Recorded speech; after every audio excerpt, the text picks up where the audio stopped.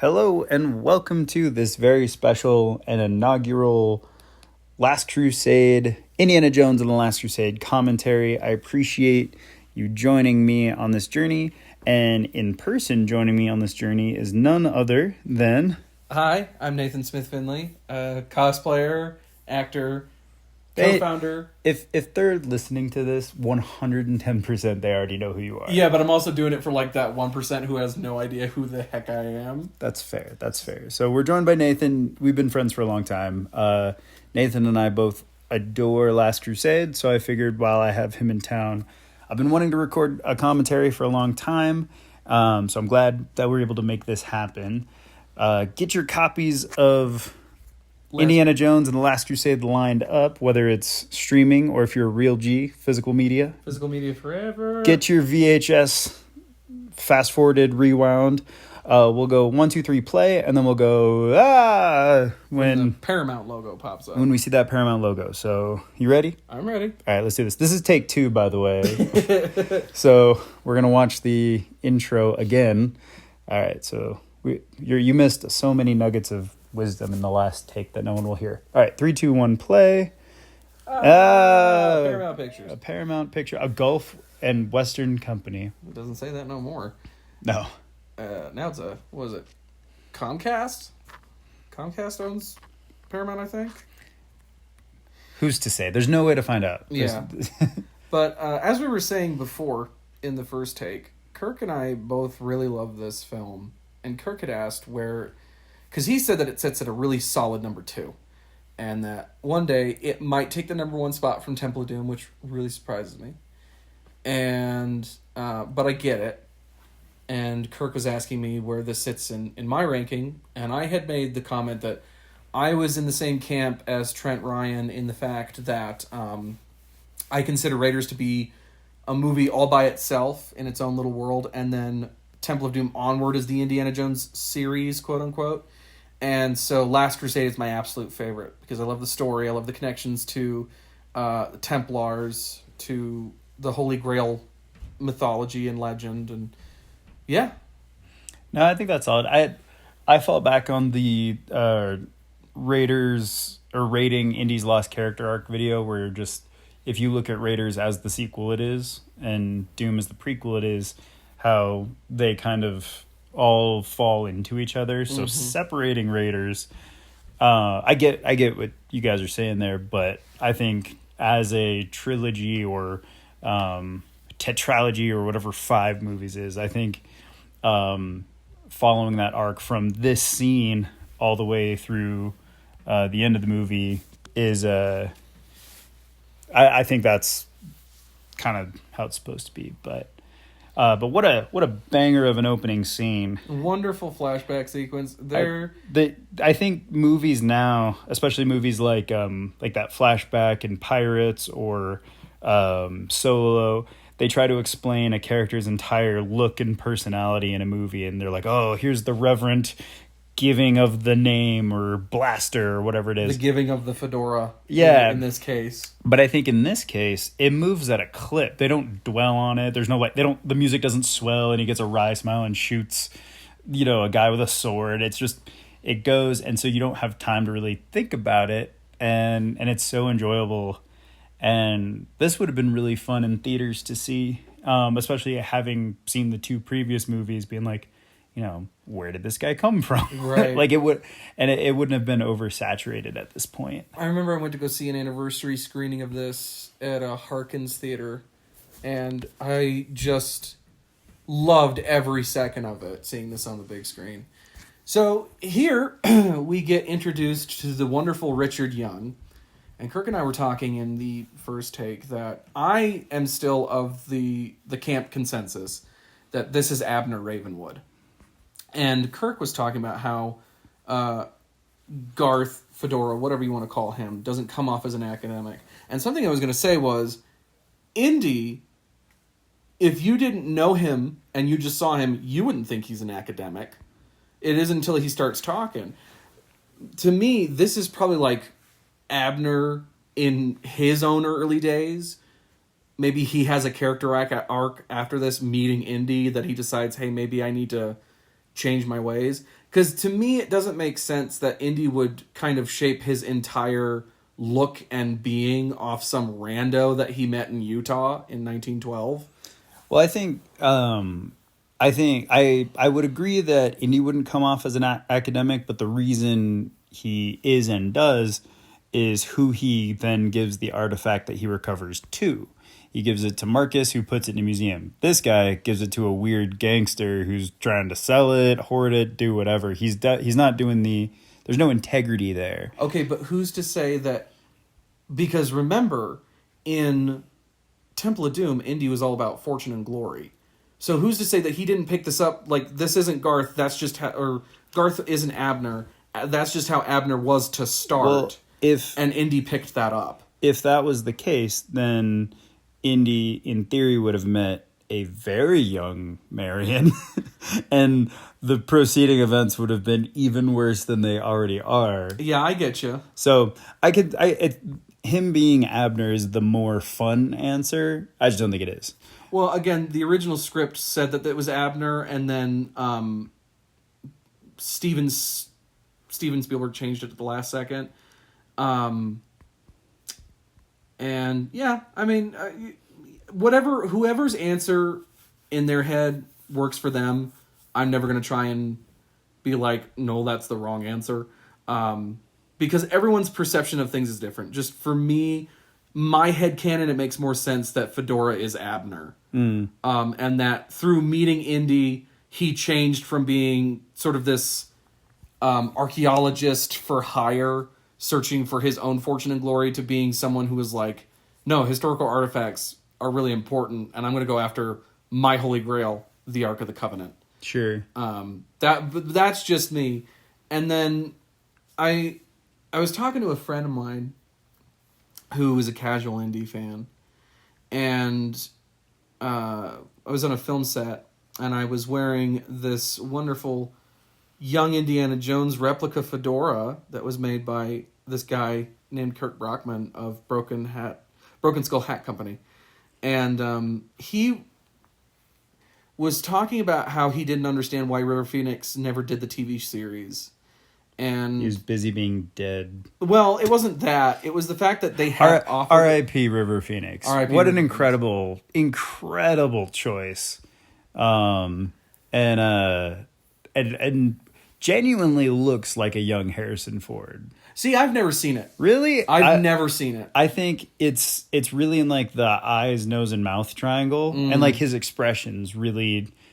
I feel like sell it. Got it. Like the girl that always played young Jennifer Garner in movies. Oh yeah. Like you'd look at her and be like, oh yeah, she looks like Jennifer Garner, but like when you put their two faces together, she's obviously, she looks different. But I think it's a pretty good likeness to, especially Harrison and Raiders. Like he doesn't look like Harrison Ford at that age, but he looks kind of like Harrison Ford. Gotcha.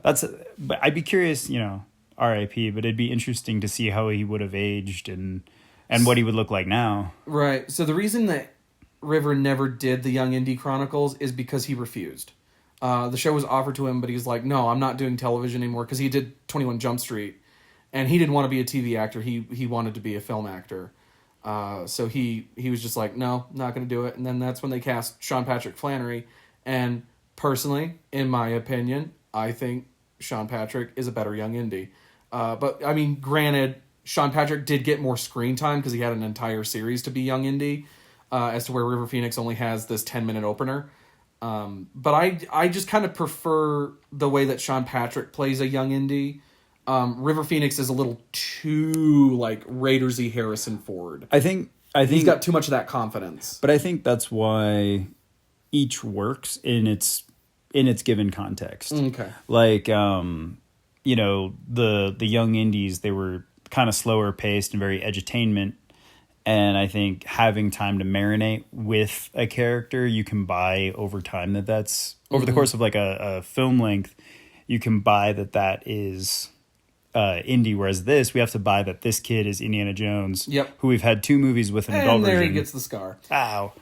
Yeah, don't, if you're watching this and you don't know how to crack whips, watch an Adam Winrich video and don't do this. Yes, because I'm going to tell you something. As somebody who has hit himself in both the eye and the back of the neck with his own whip, that hurts. That's the most accurate whip anything in an Indiana Jones movie, is cracking a whip like that and hitting yourself in the face. And just like slicing your lip open. Here's a fun piece of trivia that, again, if you're watching this or listening to it, there's a very good chance that no piece of trivia we are going to say about the making of this movie you don't already know. Yeah. We've all watched the Blu-ray. We've seen the same behind the scenes. But if you didn't know, this is a lesser known fact. The circus whip that Indy uses is one of the regular David Morgan Indiana Jones whips, crudely painted black and red. Yep. The screen used prop, it was just the one-off. The one that they used in production was auctioned a few years back on Prop Store. And you can see the pictures of it. And over the years, the paint has cracked off, and you can just see a regular David Morgan Indiana Jones bullwhip underneath that they, again, nice brown whip. Yeah, crudely cut the wrist loop off of and just, slapdash painted it.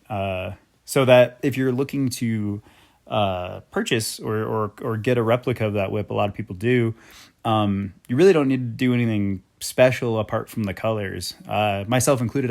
And I think you too. Mm-hmm. That's a good opportunity to get a nylon whip. A lot of people like that. Honestly, everyone I know who has a young Indy has it in nylon. I've never seen a leather one. I've only seen one. I've only ever seen one leather young Indy whip. That's cool.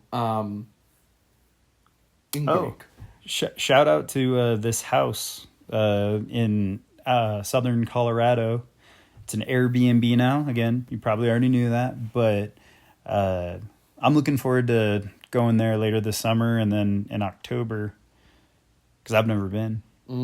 And the owner, Sabra, has maintained it and really worked to restore it and make it a fan experience of Indiana Jones. She's a fan of the house and wants to maintain it. Look at this discount Wyatt Earp. Right? Dollar store. Dollar store Wyatt. Yeah. More like... This is Buy It Earp. Yeah. No, Buy It Twerp. Buy It Twerp. Yeah, Wyatt Earp from Temu.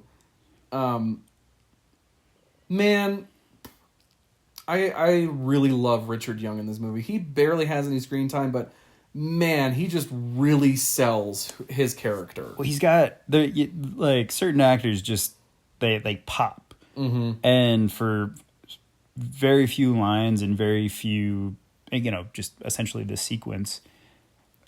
Just he really shines. He's oozes. Movie star handsome, even with the Glasgow smile or whatever he's got going on there. I love that scar on his chin, and I've always wondered, how did he get that? Like, who did he cross? What? The giving of the hat. The reversed shot. Yeah, and then there's Harrison. Also, just boom, punched in the face. So handsome, right? I feel bad. We talked over a cracker of an action scene, right? But I guess that's Carbonite. But I guess that's the point of a commentary. But one of the things I think this movie stands above the others, and people will fight me on this, and I'll go toe to toe with them.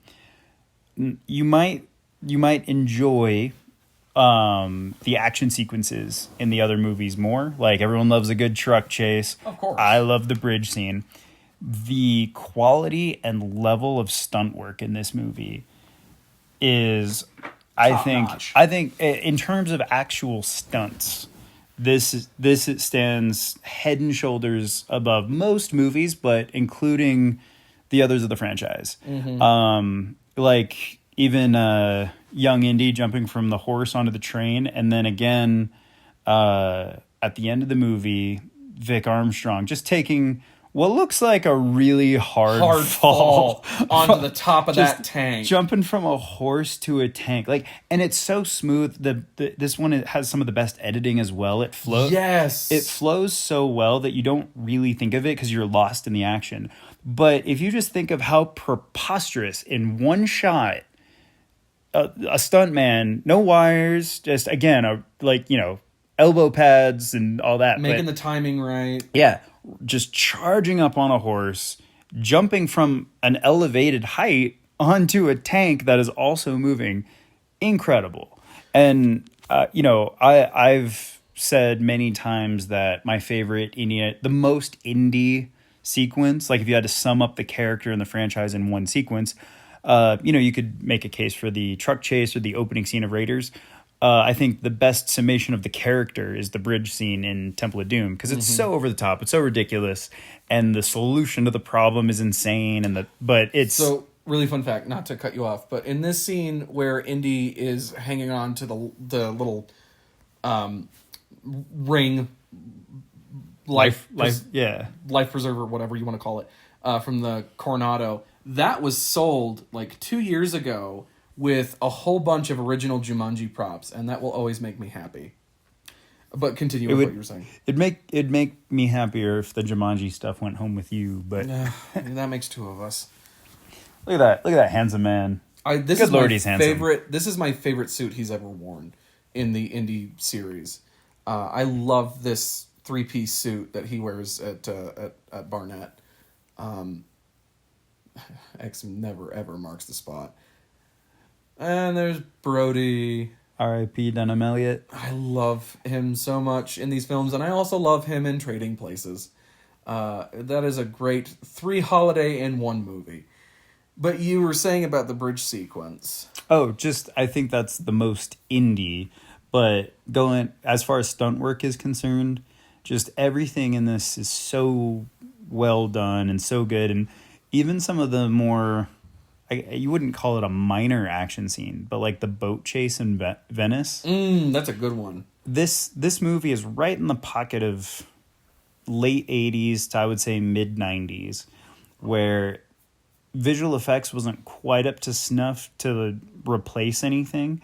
So if you wanted something in your movie, you kind of had to do it for real. You just had to go out and do it, yeah. I feel like the last great like swashbuckling epic, in my opinion, is The Mask of Zorro. Yes. Like where there's some comp shots of the explosion at the end, but really it's just a lot of insane stunt work committed to film. That entire sequence where they're chasing Zorro on the horse, and he's doing a Jean-Claude Van Damme between 2 of those horses. That is just some excellent stunt work. Yeah, incredible. I think The Mask of Zorro in my heart and in my mind has the best stunt work of any movie ever, because of that scene. And one of my favorite stunts, and it's so simple, but it's in the opening fight sequence where Anthony Hopkins is Zorro, and he throws that guy into that head and arm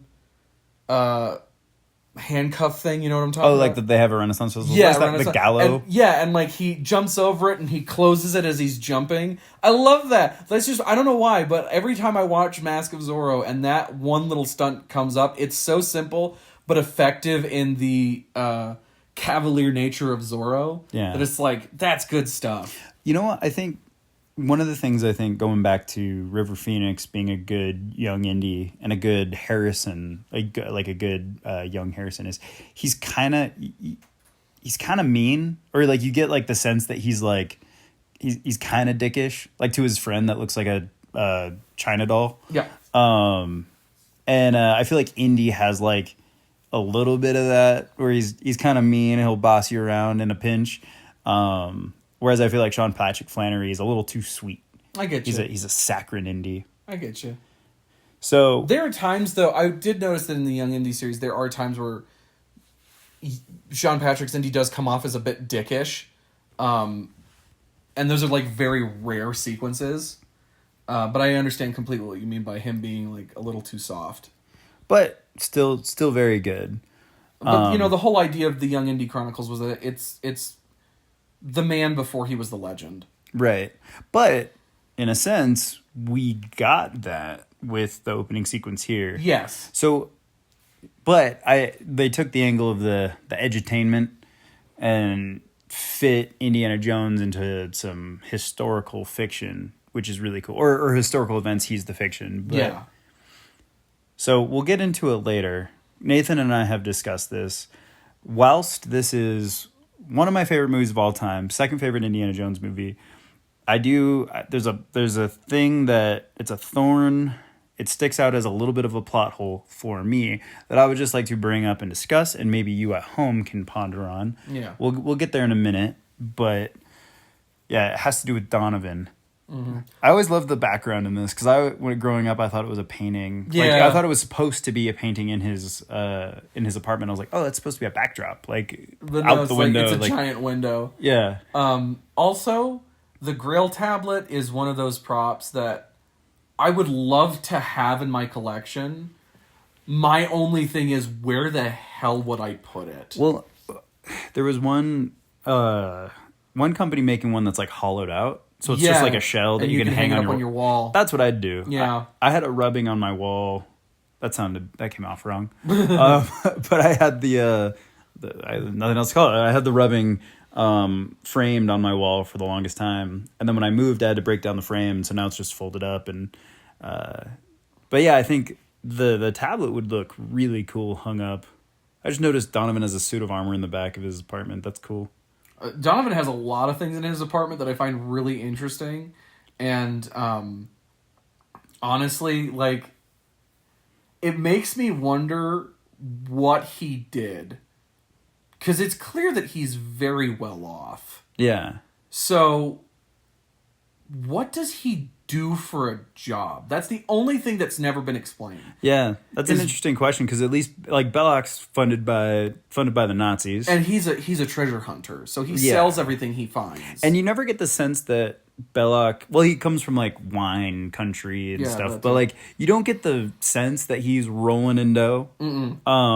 Whereas Donovan, he's an academic, he's well spoken, he's wearing bonds because he's wearing a tuxedo. So it's clear that he's rolling in the do-re-mi, to quote What We Do in the Shadows. Yeah. I've always wanted to know, what the hell did Donovan do for a job? Like, was he Rockefeller rich, or was he like, did he do some? Because mind you, this is during the Depression. This is 1938. So this is mid-Depression. We have not gotten into World War II yet. So the fact that he's just having parties with champagne and wine, the fact that he's able to pay for tickets to Venice, and it just does not seem to bother him, he's got to be rolling in it. Oh, yeah.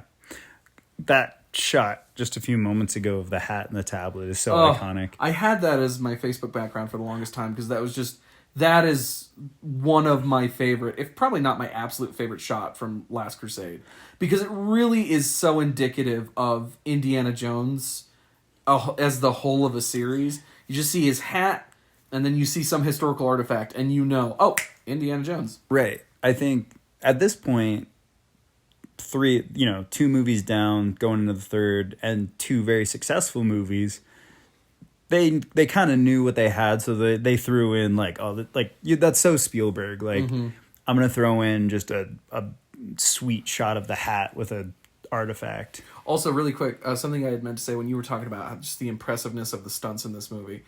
Something I was gonna say was, at the time this was supposed to be the end. This is supposed to be the final film. So, their whole idea was, let's go with the ultimate, hurrah, and make just the best stunts since Raiders. Yeah. There's Dad's house. That house reminds me so much of my grandma's house in real life. Oh, nice. Because my most of my family lives in Illinois and Indiana, so it's like a Midwestern, Indiana. Humid neighborhood. It's also, so messy. I'm sure a lot of people already know this, but for those who don't, the Crusade Fedora is my absolute favorite version of the hat. And I know that a lot of, I've had conversations with people where they say, I don't like it because it doesn't keep its shape. And that's because they're merely going off, all of those pictures post-tank chase, where, the pinch is very clearly, really, really loose, because the rabbit they used was, soft. Not Raiders soft, but soft enough.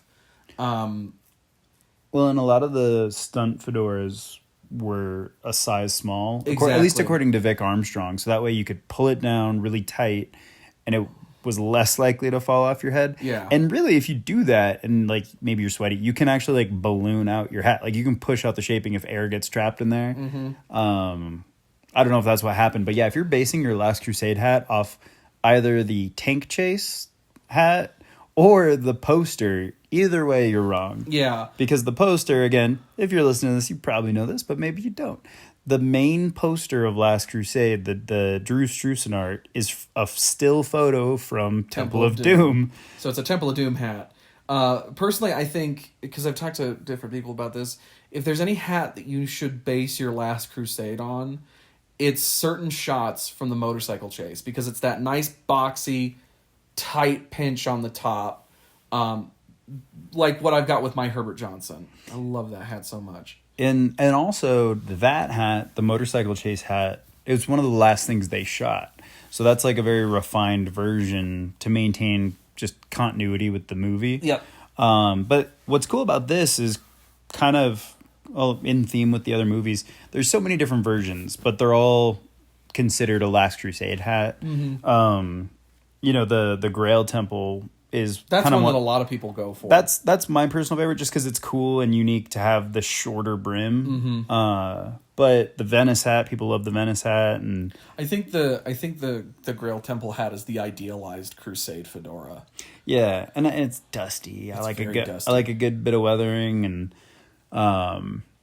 it's just it looks good, but also Harrison Ford could pull off any version of the Indiana Jones hat. Like he's made them look all so good. Yeah, it's always fun to me. Another podcast I listened to when they were talking about the Indiana Jones movies, they brought this up, but you'll see articles online or in magazines where it's like, oh, a man in a suit is the equivalent to women what a woman in lingerie is to a man, and they show a picture of like Harrison Ford in a suit. And I'm like, I think looking like a young Harrison Ford is, also helps out a lot. I think that's doing the heavy lifting there. Yeah, I can understand why people really like the Venice hat. Because it looks like Temple of Doom. Yeah. But one of the biggest reasons, because I had somebody ask why Crusade was my favorite of the fedoras, and I've said this before, but I'll say it again. The reason I love the Crusade fedora is it's the most historically accurate version of what Indy's hat would actually have looked like in the 1930s. Yeah. Because the super tall crown with this, like, the tight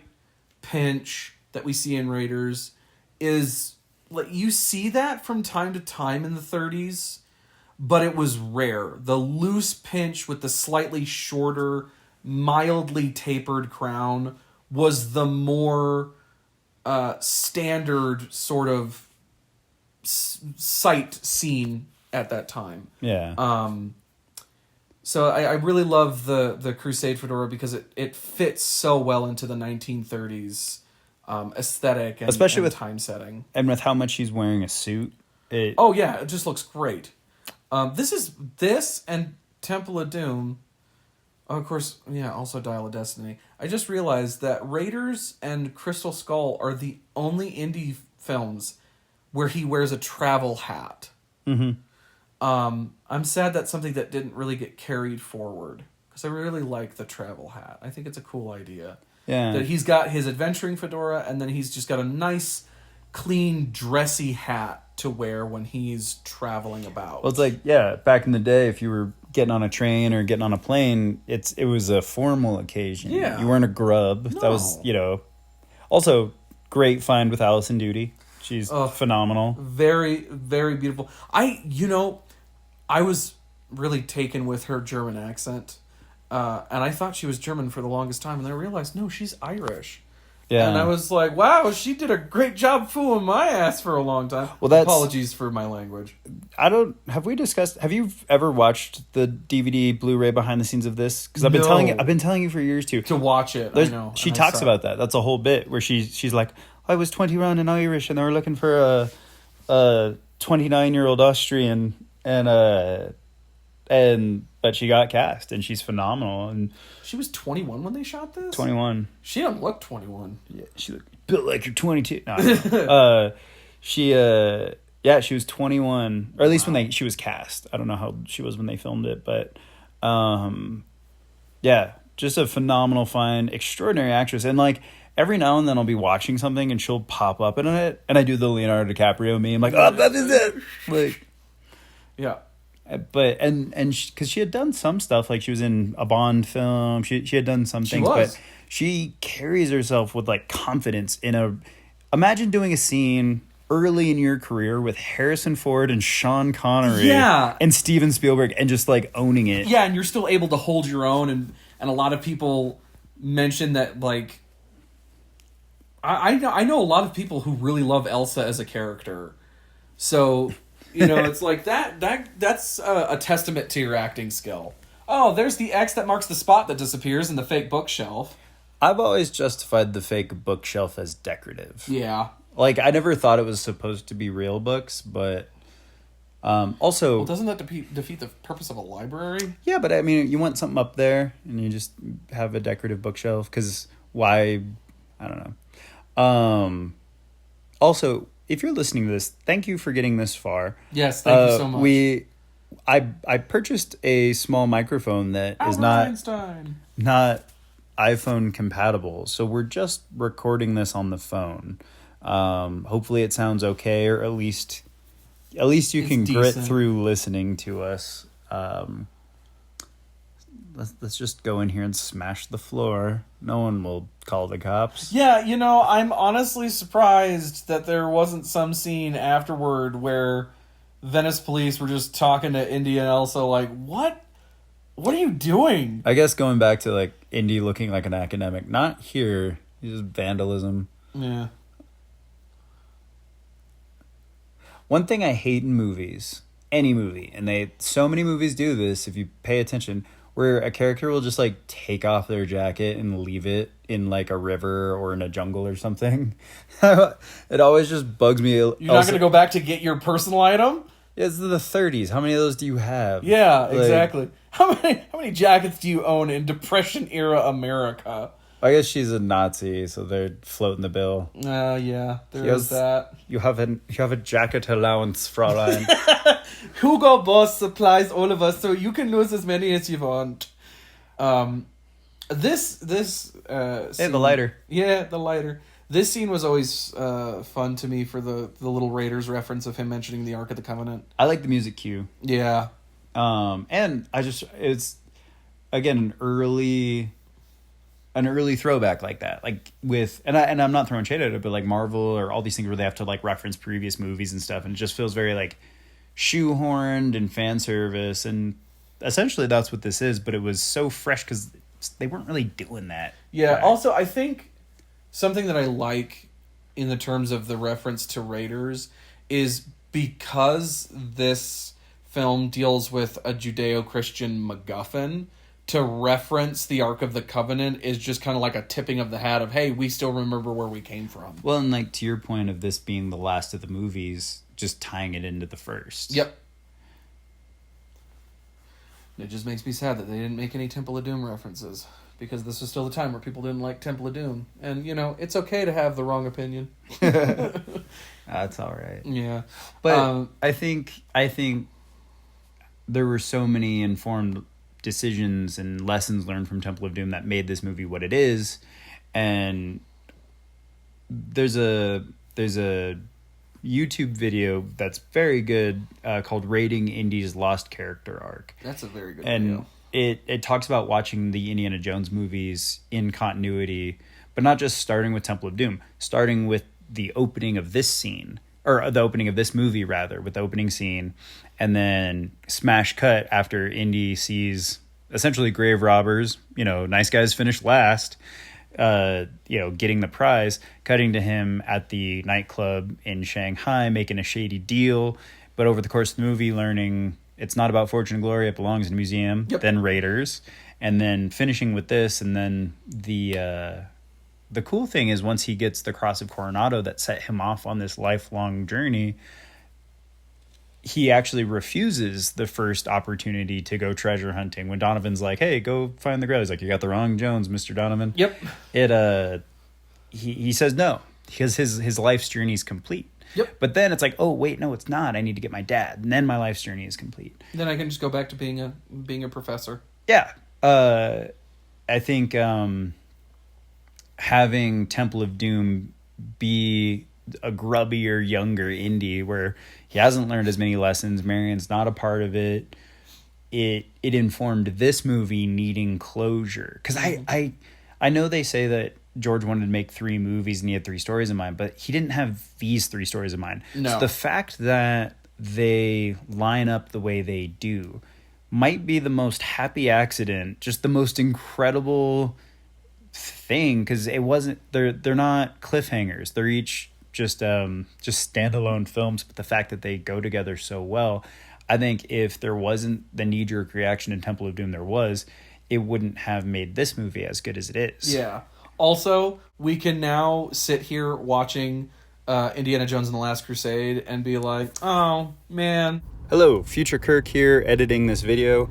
During the recording, we spoiled the game Great Circle, so I decided to cut out all the spoilers.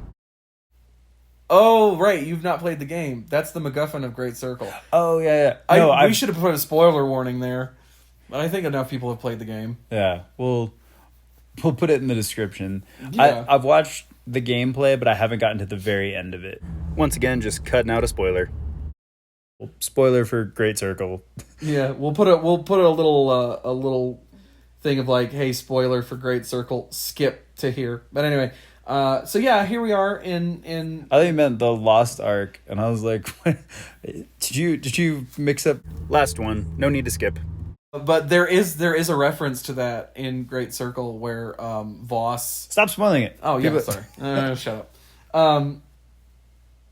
And now he's doing the Indy rubbing one out. Yeah, he's rubbing one out in front of Elsa. Good, he's a schoolboy.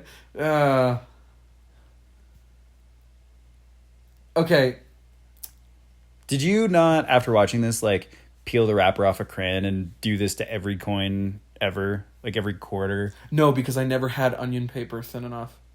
What he's using is onion paper. Yeah, no, but I was just used paper. Like no, see, I never. I okay. I'm gonna be really honest with you. So fun fact about me, I for the longest time didn't know there were any other Indiana Jones films aside from Raiders of the Lost Ark. Until when? Until I was in 5th grade, and I was watching my Raiders VHS one day, and I had rewound to the very start, and it showed that, collect the entire Indiana Jones trilogy, and then watch Young Indiana Jones on CBS. And I was like, wait, there are more movies than just Raiders? And I didn't actually watch the entire series of Raiders of Indiana Jones until a month or 2 before Crystal Skull came out.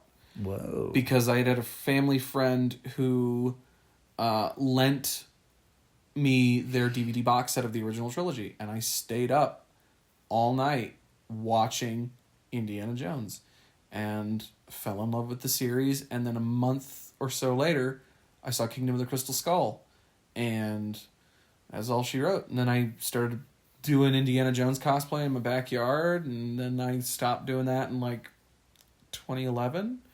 Then got back into cosplay in 2014, got serious about it in 2017, 2018, and now here I am, the cosplayer that I am. The boat chase. This is a great scene we were talking about earlier. Nathan, yeah, just not that this is a minor action scene, but this is just in that pocket where if you want to do just a zany, over-the-top boat chase, you kind of just have to do it. Yep. I love the sound effect, the squeak right there. Mm-hmm. Squeege. Also, gotta love the fact that these Brothers of the Cruciform Sword have found some way to keep all their fezzes perfectly planted on their heads. Because I've worn a fez before. That is not an easy thing to keep on your head. If you're just walking around, okay. But if you're running or doing stunts like this, they'd pop right off. Well, I feel like this... Them, are you crazy? This franchise is the pinnacle of doing stunts and keeping hats on. Yeah. I just love this. Bam! What was that? Oh, I appreciate, because as you come to learn as the movie goes, the Brotherhood, they're not bad guys. They just have a job and they're willing to die doing it. Yeah, they're trying to protect the Grail. I appreciate that they don't kill Marcus. Right, they just knock him out. Yeah, like they definitely pistol whip an old man. Although they took some years off his life, he's got some CTE. Say, although movies make it seem like if you get knocked out, it's just like a whole you just kind of fall asleep for a minute. The fact of the matter is, if you get knocked unconscious, that's actually really horrible for your brain. Yeah. That's my favorite in fight scenes when someone just like gets hit with a fire extinguisher and then like just shakes their head and keeps going. It's like, no, you're dead. Yeah, that's a concussion. You're taking a knee after that one. Okay, so nobody ever talks about the fact that Qasim like accidentally field stripped that MP-28 he was shooting off. Because everyone just like, oh, he ran out of ammo. No, he like hit the switch to field strip it. Because it breaks in half. So he's field stripping it. And I just like the fact that he just decides to chuck it. Yeah. Man, this stunt is wild. Just, doing this with the propeller tearing up that boat in the background. And the actors just casually having conversation. In the behind the scenes Nathan hasn't seen. They break this down and talk about the boats were built and designed for this. Like it's an extra long boat and they use a long lens to make the actors look closer to the propellers, or look a little bit closer than they are. But even still, like Harrison Ford's really right there. And wood and shrapnel and stuff is just exploding up. Like any one of those could take out his eye. Right. And that, just jumping onto a boat next to it's so close to the propeller. Oh, it freaks me out every time. And it's such compared to the rest of the movie and rest of the franchise, a minor action scene. But incredible. Like when I took a film class my senior year of high school, and one of the things the teacher had us do was if it was a movie we had seen a lot or one that we weren't interested in, he said, pick a character and focus on that one person, that one element. And we did that with Titanic. And he was like, if you've seen this movie a bunch, pick a character, like a minor character, and just try to follow their arc as best you can. And if you don't care about the love story and you're like, ugh, it's a romance movie, he's like, pick a different character other than Jack and Rose and just try to follow their arc, see where they end up. And it's fun to do that with characters in a movie, but it's also fun to do that with elements of movies. Like if you're a cinephile, watch the storytelling of the costumes, watch the storytelling of the props. And with Indiana Jones, just focus on some of the more minor stunt stuff, like how close that boat drove to the propeller, or the train sequence. There's so much to mine out of the train sequence of just like, oh, they're running on top of a train. That's insane. Or just jumping onto a horse, little things that you take for granted in an action movie. That's a death-defying act of bravery. Like, it's genuinely amazing. So with this movie, little things like that, it's so good. And Spielberg talks about when they first cut the movie together, it didn't have enough action, so he added the motorcycle sequence. That was like one of the last things shot, and it was an add-on because he felt like the movie was missing one action sequence. Yeah, which is also the explanation of why Indy's hair is a little bit longer in that scene than it is for the rest of the movie. He's got the Indy mullet. Yeah, because I think this was released in 1989, so they would have shot in 88. I can't remember which film Harrison would have been jumping to after this, if any. Was it like a Clear and Present Danger type thing? Or? Maybe it was Clear and Present Danger. In my mind, that's in the 90s. God, there's no way to look it up, even though I have a phone in front of me. Oh, wait a minute. I've got a phone. There's some... what's funny is watching movies like this, when I'm... Right now, it's muted and no subtitles, because we know this movie back to front. Mm-hmm. And I never realized the masks behind them there. Oh, yeah, that is a fair point. Now, the room ransacking, I get, but I don't get. I don't get that, and correct me if I'm wrong, but the presumption is this happened while Elsa was in the shower? Yes. So random people came in there while they were both in there and ransacked both the rooms, and just whilst she was taking a bath, and didn't realize that? To quote Screen Rant, but then the movie can't happen. Wow.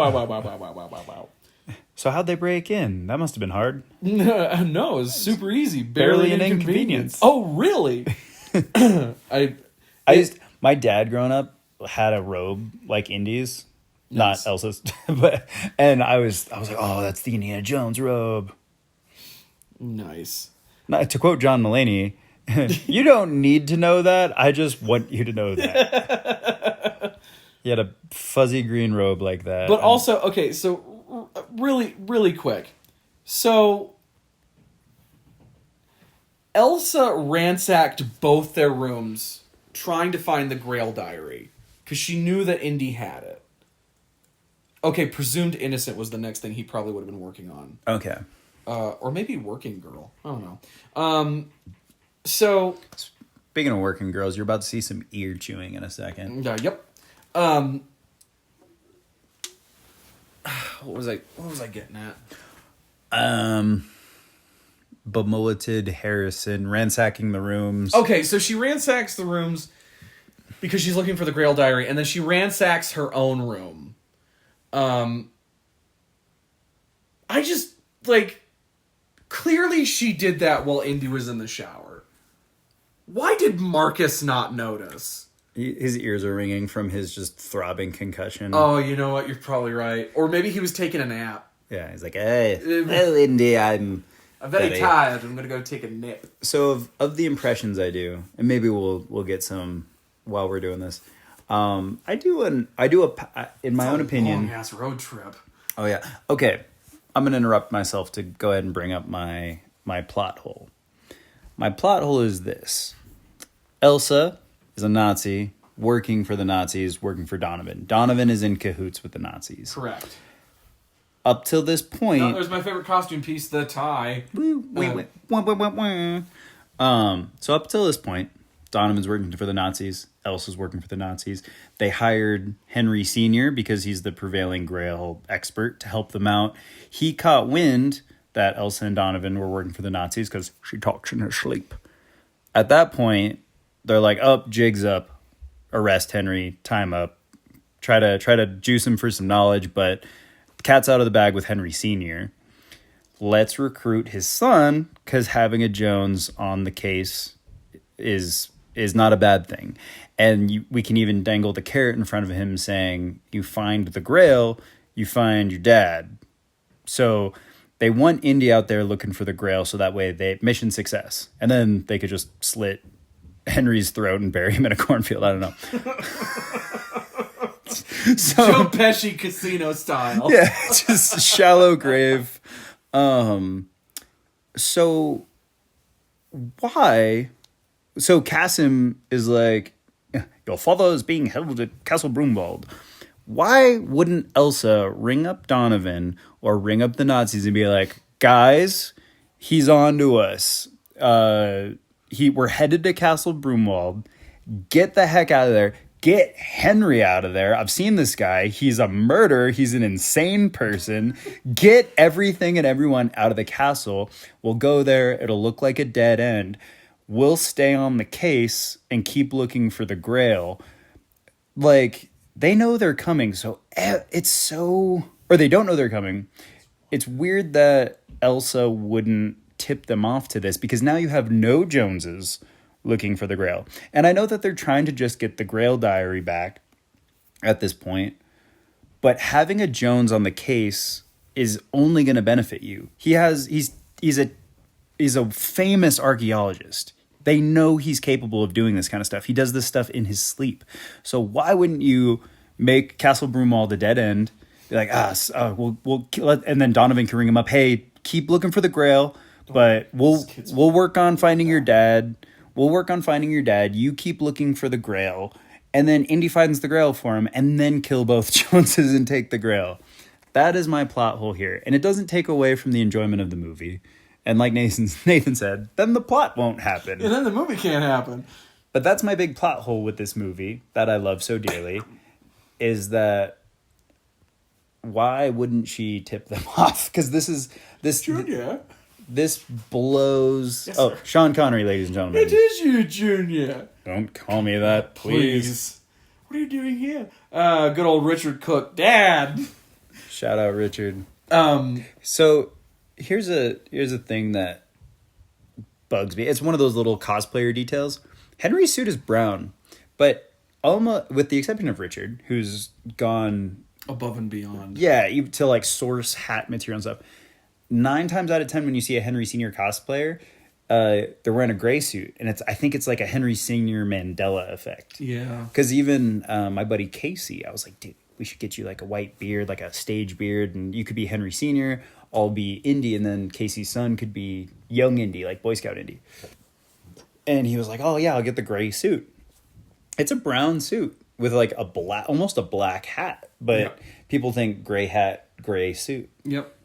I don't know who's listening to this. Do you think it's our cosplayer friends? I think it's not even all of our cosplayer friends. I think it's a small handful of our cosplayer friends cleaning their houses, not watching the movie. Honestly, that's fine by me. It's fine. I know that they're going to be the ones to enjoy this the most. Yeah, I'm just like, what should we talk about the making of it? Should we talk about the costumes? Should we talk about Zorro some more? Something else, and this is something that I've talked with about a lot of people. Last Crusade is my absolute favorite version of Indy's costume. It is the most idealized, the most recognized, the most used version that isn't Temple of Doom, like in the terms of press photos. Yeah. Like even on like all the Dial of Destiny branded merchandise, they had Indy cracking the whip, and the picture comes from a Last Crusade promo shot. They just changed it to make it look like a Raiders Indy. I just really love the silhouette of this costume because it is so unmistakably Indiana Jones. Yeah. And I really love the jacket, and I know a lot of people, I've run into people who don't like the jackets. They say it's too boxy.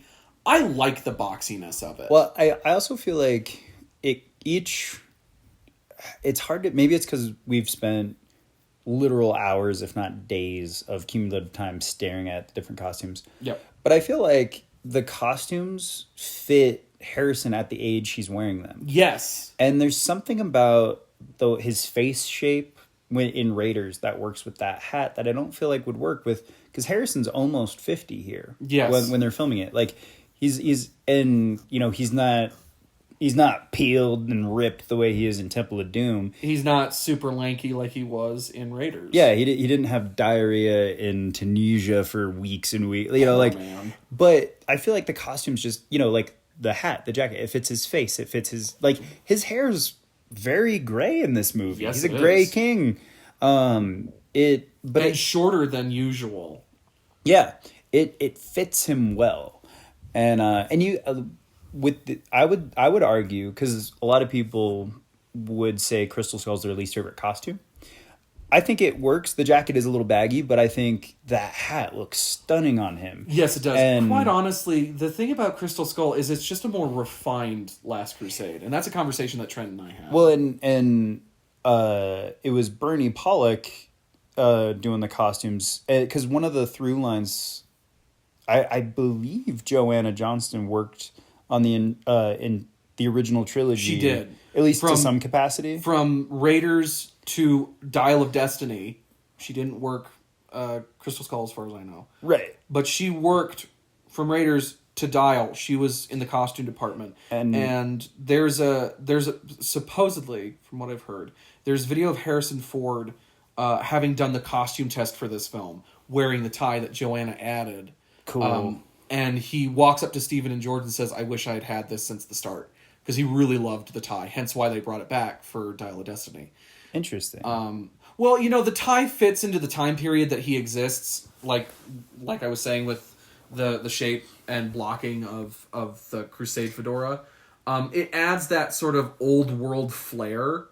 But also, I love that he wears it because he's trying to impress his dad. He even shaves. He shaves his face because he's like, I'm going to go meet my dad. I need to look presentable. Do you want to know something wild? What? I forgot if it's either above or below, but the German colonel is like a year different than Harrison Ford, but he looks like 10 years older. Oh, man. Well, I mean, that's also, it's also that well-known thing of Sean Connery was only 12 years older than Harrison Ford, but they played father and son so expertly. Because Talks in her sleep. Henry Sr., or at least Sean Connery for sure could have sired a child at 12. Yes, but also that little smile that Henry Sr. does when he mentions that he slept with Elsa. I don't know why, but that always gets me. Just like, yeah, I can still pull the sexy women. I'm still a stud. God. For how tight and how just airtight and perfect this movie is, there's one line delivery that just, and maybe you know it before I say it, but it's when he goes, there are pages missing from this diary. We need to get these pages back. It's like a piece of wood saying it. Yes, like, it is. And Julian Glover is a just incredible actor, so good, but just where are these missing pages? We need to get the missing pages to back. me, every time I hear that line read, I think it must have been the end of the day, and Julian must have been tired. Oh, I gotta bleep that now, man. Oh, yeah. Oh, sorry. I apologize. But I just think, like, he must have been really tired and just wanted to be over with the day. So, these diaries are missing pages. Where are they? Yeah. So good. But this is what, so, for any of you listening, if you're unaware, Nathan and I both love Dial of Destiny. Yes, we do. And whilst it's a different director, different flavor, I think it's the third best Indiana Jones movie. That's my opinion. I love it. I would agree. There's things I would have liked to have seen. And one of those things I would have liked to have seen more of are jokes. Yes. It's very light on humor, and I think that was like a tonal decision. Yeah, they were trying to make it a little bit more serious. But I think one of the things that really makes an Indiana Jones movie is just the elements. Marcus Broady! Oh, I've met him. Sir. I've met him, and I will forever be grateful that I had the chance to meet John Rhys Davies. He's such an angel of a human. Just salt of the earth. But that cut to, with any luck, he's got the Grail already, and then just Do any of you speak English?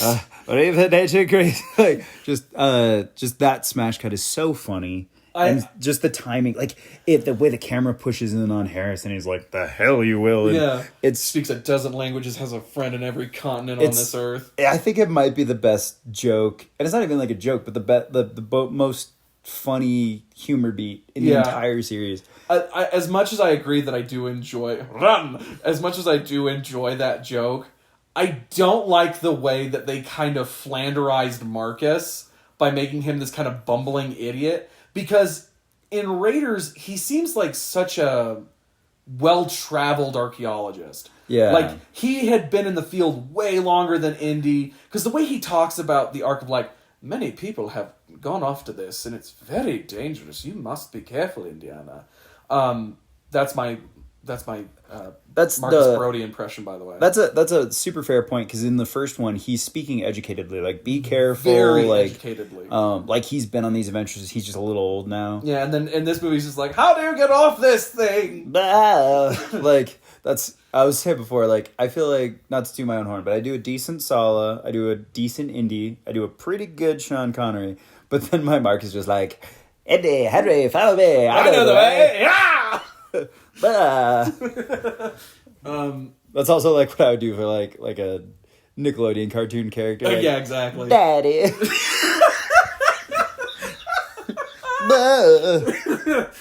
Just slightly more British. I've dropped my pants. Oh man, this sequence coming up where they just light the entire castle on fire. The whole castle is soaked in kerosene. Kerosene, apparently.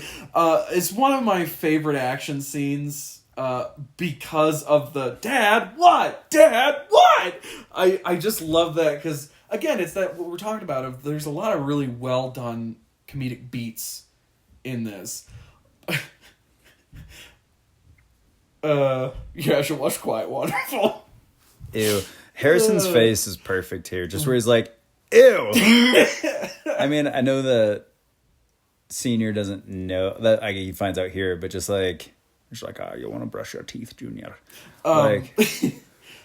So this film and Mandela Effect, I always imagine there was like a string of spit.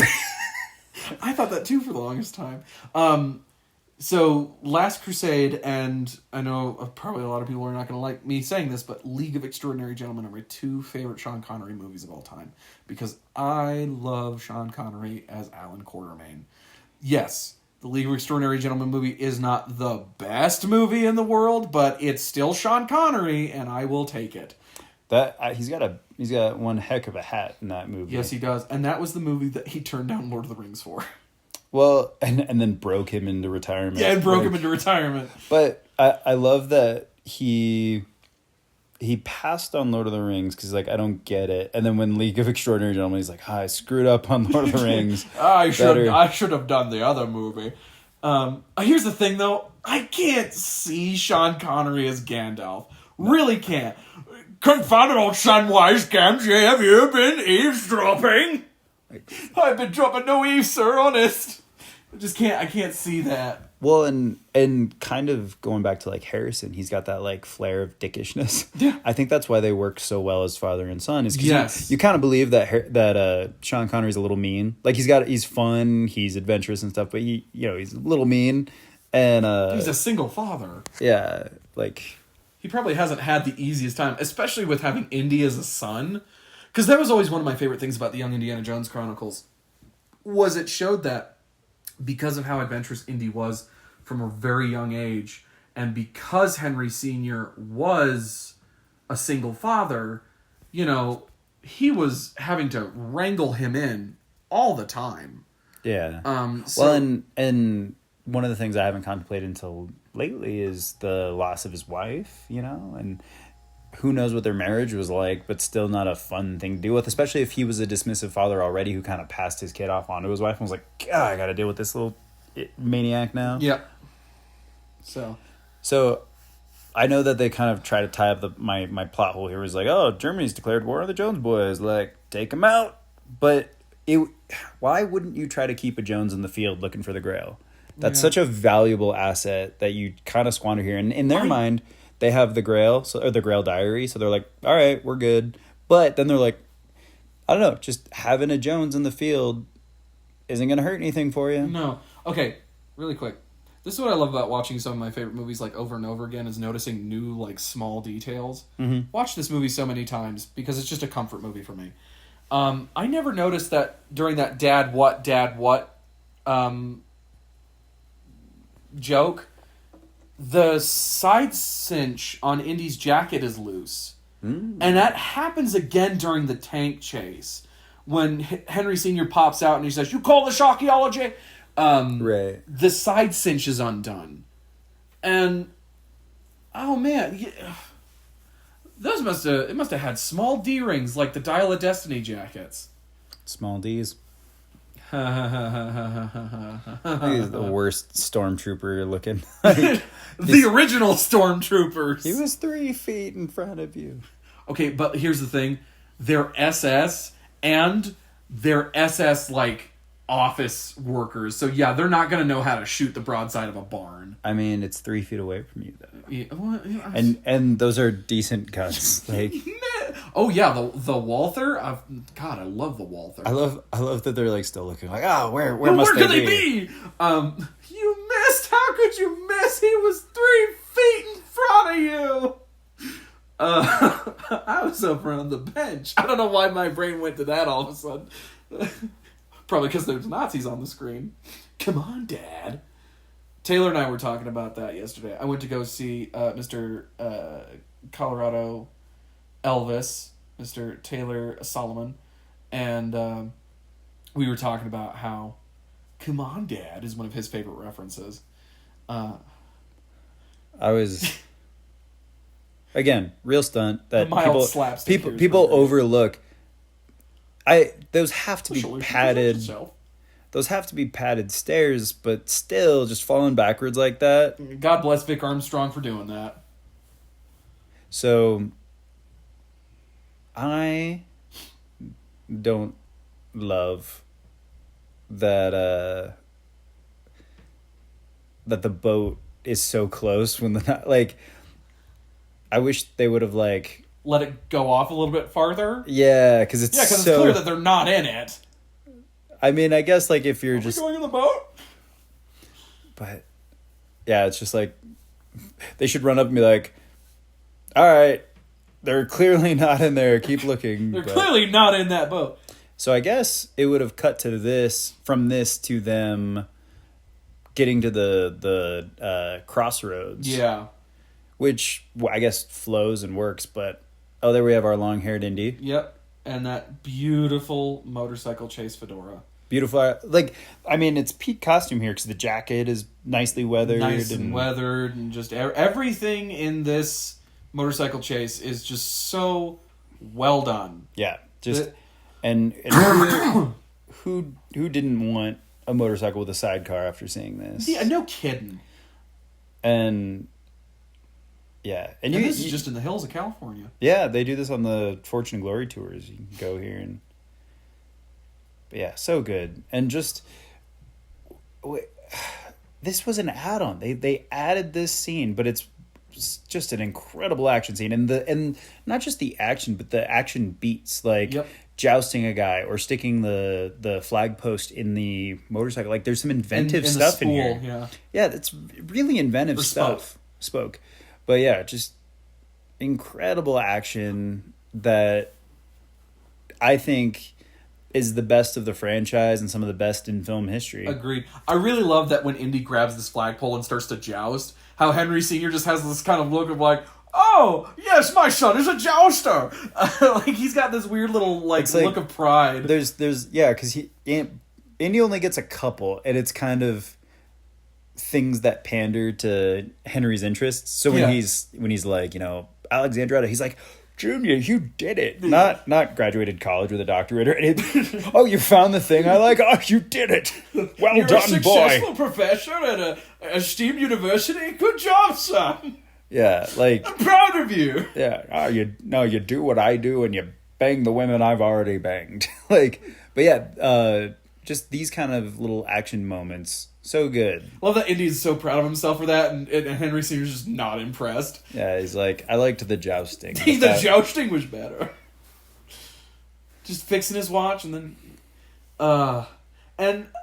just another thing that I really love about the Crusade costume is how the jacket is weathered. And I know a lot of people have talked about how they don't like the weathering because it feels too artificial. I think only Daniel feels that way. But like in the motorcycle chase, because of the way that everything's lit, the weathering looks fantastic. Yeah. And when you're watching it nothing stands out as Hollywood weathering. Like it flows with the movie, and because if you take the Temple of Doom jacket, which people don't realize is weathered, it's the most heavily weathered. It's the most weathered jacket, and a lot of that is probably genuine, but a lot of it, just probably roughed up for production. But it reminds me of Rain on a wedding day. No, how like you want me film to go into the Lion's Den? Film Rain. They're like pellets because real rain won't show up on camera. Nope. So I feel like at this point, having this jacket be weathered the way it is, it communicates this is Indy kind of thinking this is at the time the last movie. Yeah. This is Indy at the end of his career. That jacket, if it is the same jacket, much. Or real quick, let's get into that. So you maintain that from the time Garth Fedora Man gives Indy the hat as a kid. Yeah. That it is the same hat, just that we reblocked. See in the Young Indiana Jones Chronicles all the way up to Dial of Destiny. That is your contention. So, yes. And Morgan and I made a joke video about this, and I have actually had this conversation with somebody where a friend of mine was like,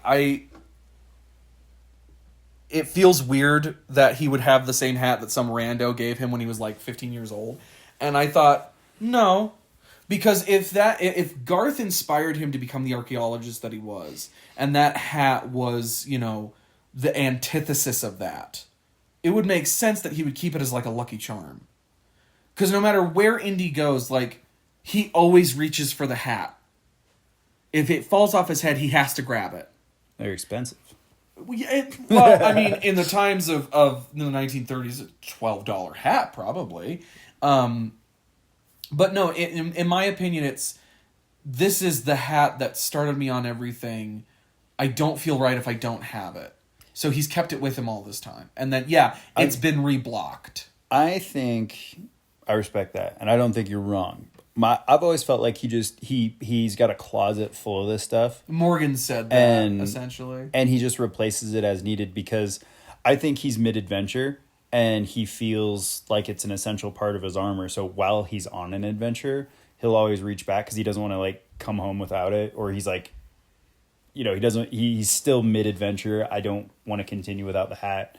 But when they get beat up, destroyed, soaked, whatever, he'll just pop into the hat shop he gets them from, at least in universe, and gets it. Same with like the jackets and stuff. Yeah, and I don't have any problem with that. Oh, really quick, this has slowly become a very well known fact, but all the Nazi uniforms in the scene are original, which is wild to think that Harrison Ford is wearing an original Nazi uniform.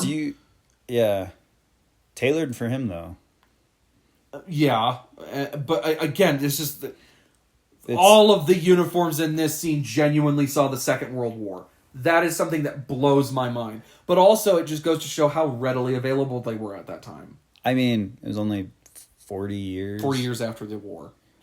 So, what's crazy is we are now as far from Raiders being made as Raiders being made was from the time it was supposed to take place. Yes, of the Adventure series of the 1930s. Yeah, that's wild. Like, I love that. One of my, I think everyone loves the flashback in Dial of Destiny. Yes. But I love that we get to see a little bit of espionage work, even in this movie, just as like Indy's he's like, oh, no, don't even worry about it. I'll knock someone out, throw on their uniform. Nita. Yeah. Apology accepted, Captain Nita. This is a good joke too. This is a good joke of just Hitler signing the Grail Diary. Well, and also just Indy's like, in his mind, he's like, It's in a pencil autograph. He just erases it. Right? He just pushes him out of the way. That guy was in Star Wars too. Yeah, I literally made the reference of his character, Captain Nita. That's right. Sorry. That made me sound really rude. I'm sorry. I failed to catch the reference. Okay, so fun fact. A lot of people were wondering where Indy got this like huge overcoat that he's wearing in this scene. The deleted scene was supposed to be him meeting Pat Roach's Nazi character and punching him in the face, knocking him out, and then he stole his overcoat to hide his outfit. Pat Roach, in the deleted scene. Watch the DVD, bro. I will do. I'll do this. Pat Roach is wearing a white jacket, like the guy he goes in the back room of the blimp with. No, and you see him punch him in the behind the scenes. He's wearing a white coat. No. Pat Roach. Yeah, no. Big guy, Pat Roach. I had read that the big overcoat that Indy's wearing in this scene was supposed to come from his character. Maybe, but I think he just stole it. I think he just like grabbed a jacket because, so we see Pat Roach running up, but then in the deleted scenes, there's a moment where he knocks out Pat Roach, and Pat Roach is wearing a white blimp uniform, like the one he takes. That's so weird. And his arm, I think his hand goes through a wall when he punches him. Dang. We'll have to rewatch the behind the scenes. Yeah. But I would love it to have come from Pat Roach. It would just make more sense because of how like gigantic it is on him. What were we talking about before the uniforms were genuine? Oh well. Hitler being in Star Wars. Yeah. Henry Sr. reading a newspaper upside down, but he's not wearing his glasses, so can't blame the guy. There's some great talk, Herr Jones. There's some great eyes in the like. Just Harrison's got some sparkly eyes. This guy for being this just some baby blues. Yep. Sean Connery's got some great eyes. That's a good stunt too. It is a good stunt. Landing in luggage. No ticket. I really appreciated that Kevin Smith would use that joke or that reference in Dogma, which, if none of you have seen that movie, highly recommend it. It's a good movie from 1999. That's another really good joke. So again, with Destiny, great movie, but I think if I could somehow influence the production, I would have tried to get a little bit more of the Spielberg humor in there, because that's a Spielberg trait, is the humor and the little beats of comedy. And like there's even the moment when he goes no ticket where there's even like a built-in pause for giggles, and then they all flutter to grab their tickets. And you laughed just as you were getting interesting. And he hasn't said that yet, but the classic thing of like, for their close-ups, they're not wearing pants. Yep. But also that line that is about to come out, you left just as you were getting interesting. That's like a whoa, below the belt there, Dad. Yeah. But then, when I was watching Young Indy and the argument in which they have of why Indy left and all that stuff, I've always had that in the back of my mind of like Henry Sr. probably thought, oh yeah, my son is now like a well-traversed man. He's seen war, so he's probably got some interesting stories that even I can't fully comprehend. So that line of "you left just as you were getting interesting," when you look at the context of the Young Indiana Jones Chronicles, he's not wrong. But you'd think he would reach out, or they would talk for 20 years, or even just while right now, he'd be like, so tell me about yourself. You're interesting now. Yeah. What did you do in the war? He's not even interested in him now that he's on his quest. Yeah. Like, he's just like, would you show your work? Did you... Like, where did you go? Who have you met? Yeah, nothing. Like, oh, you opened the Ark of the Covenant and maybe saw God? That's interesting. Like, nope. You found the ancient Sankara stones of India? Sounds gross. Don't you want to hear Sean Connery say goulash? Yes. Like, what a... If I could bring him back from the dead, I'd just be like, hey, could you say goulash real quick? Like, can you read this sticky note? It just says goulash. Like, I don't understand. It just says goulash. I love on Christopher Walken on Saturday Night Live. One of the times he was on Saturday Night Live's after Cowbell, there was a scene where he's just working in a greenhouse, and he's like, I put googly eyes on the ferns. Yes. and That's such a great sketch. I forgot who wrote that sketch, but they said they literally were just sitting around trying to think of like, what are fun things to hear Christopher Walken say. And googly eyes is the one that went out. They landed on googly eyes. They're like, that's the funniest thing to have. Googly eyes on the ferns. They say eyes are the windows of your face. Man, so Chris Walken's real good. I put googly eyes on the ferns. You know what my favorite thing about Christopher Walken is? Because whenever I do my Chris Walken impression, I'll do the sort of normal voice. I'll get down into that sort Gotta of get grumbly, raspy. But it's so funny because I did that once, and my friend John was like, "Okay, Batman." I said he does get down to like a Batman rumble register, though. Yeah. No, it's same with Sean Connery. Like, I think there's, because everyone has their Christopher Walken, Arnold Schwarzenegger, Sean Connery, but like there's a certain depth to Sean Connery that if you just kind of do the sh and like a little Scottish speaking through your teeth. So like I have a whole YouTube video on this, but the ingredients to my Sean Connery impression pie. The most crucial ingredient, the baking soda, is the noise the creature from The Grudge makes. Oh, yeah. You go, and you talk through this. Because when you talk through this and you add Sean Connery, it gives you the depth you need. Such a little... It has a lower register. But yeah, with Christopher Walken, he gets like, when he... Like, I had that watch in my ass. Like, but... 2 years. But everyone goes like, wow, cowbell. Wow. Yeah. I need more cowbell, baby. But, or Schwarzenegger. Sorry, son. They got us. Good joke. Just a banger of a joke. Love the fact that it's in great circle if you do it at the right moment. Yeah, I have seen that bit. Stop spoiling that game. There's people playing it. The game's been out for over a year. Has it? No. It came out in December of last year. So like a month? Yeah. No, it's...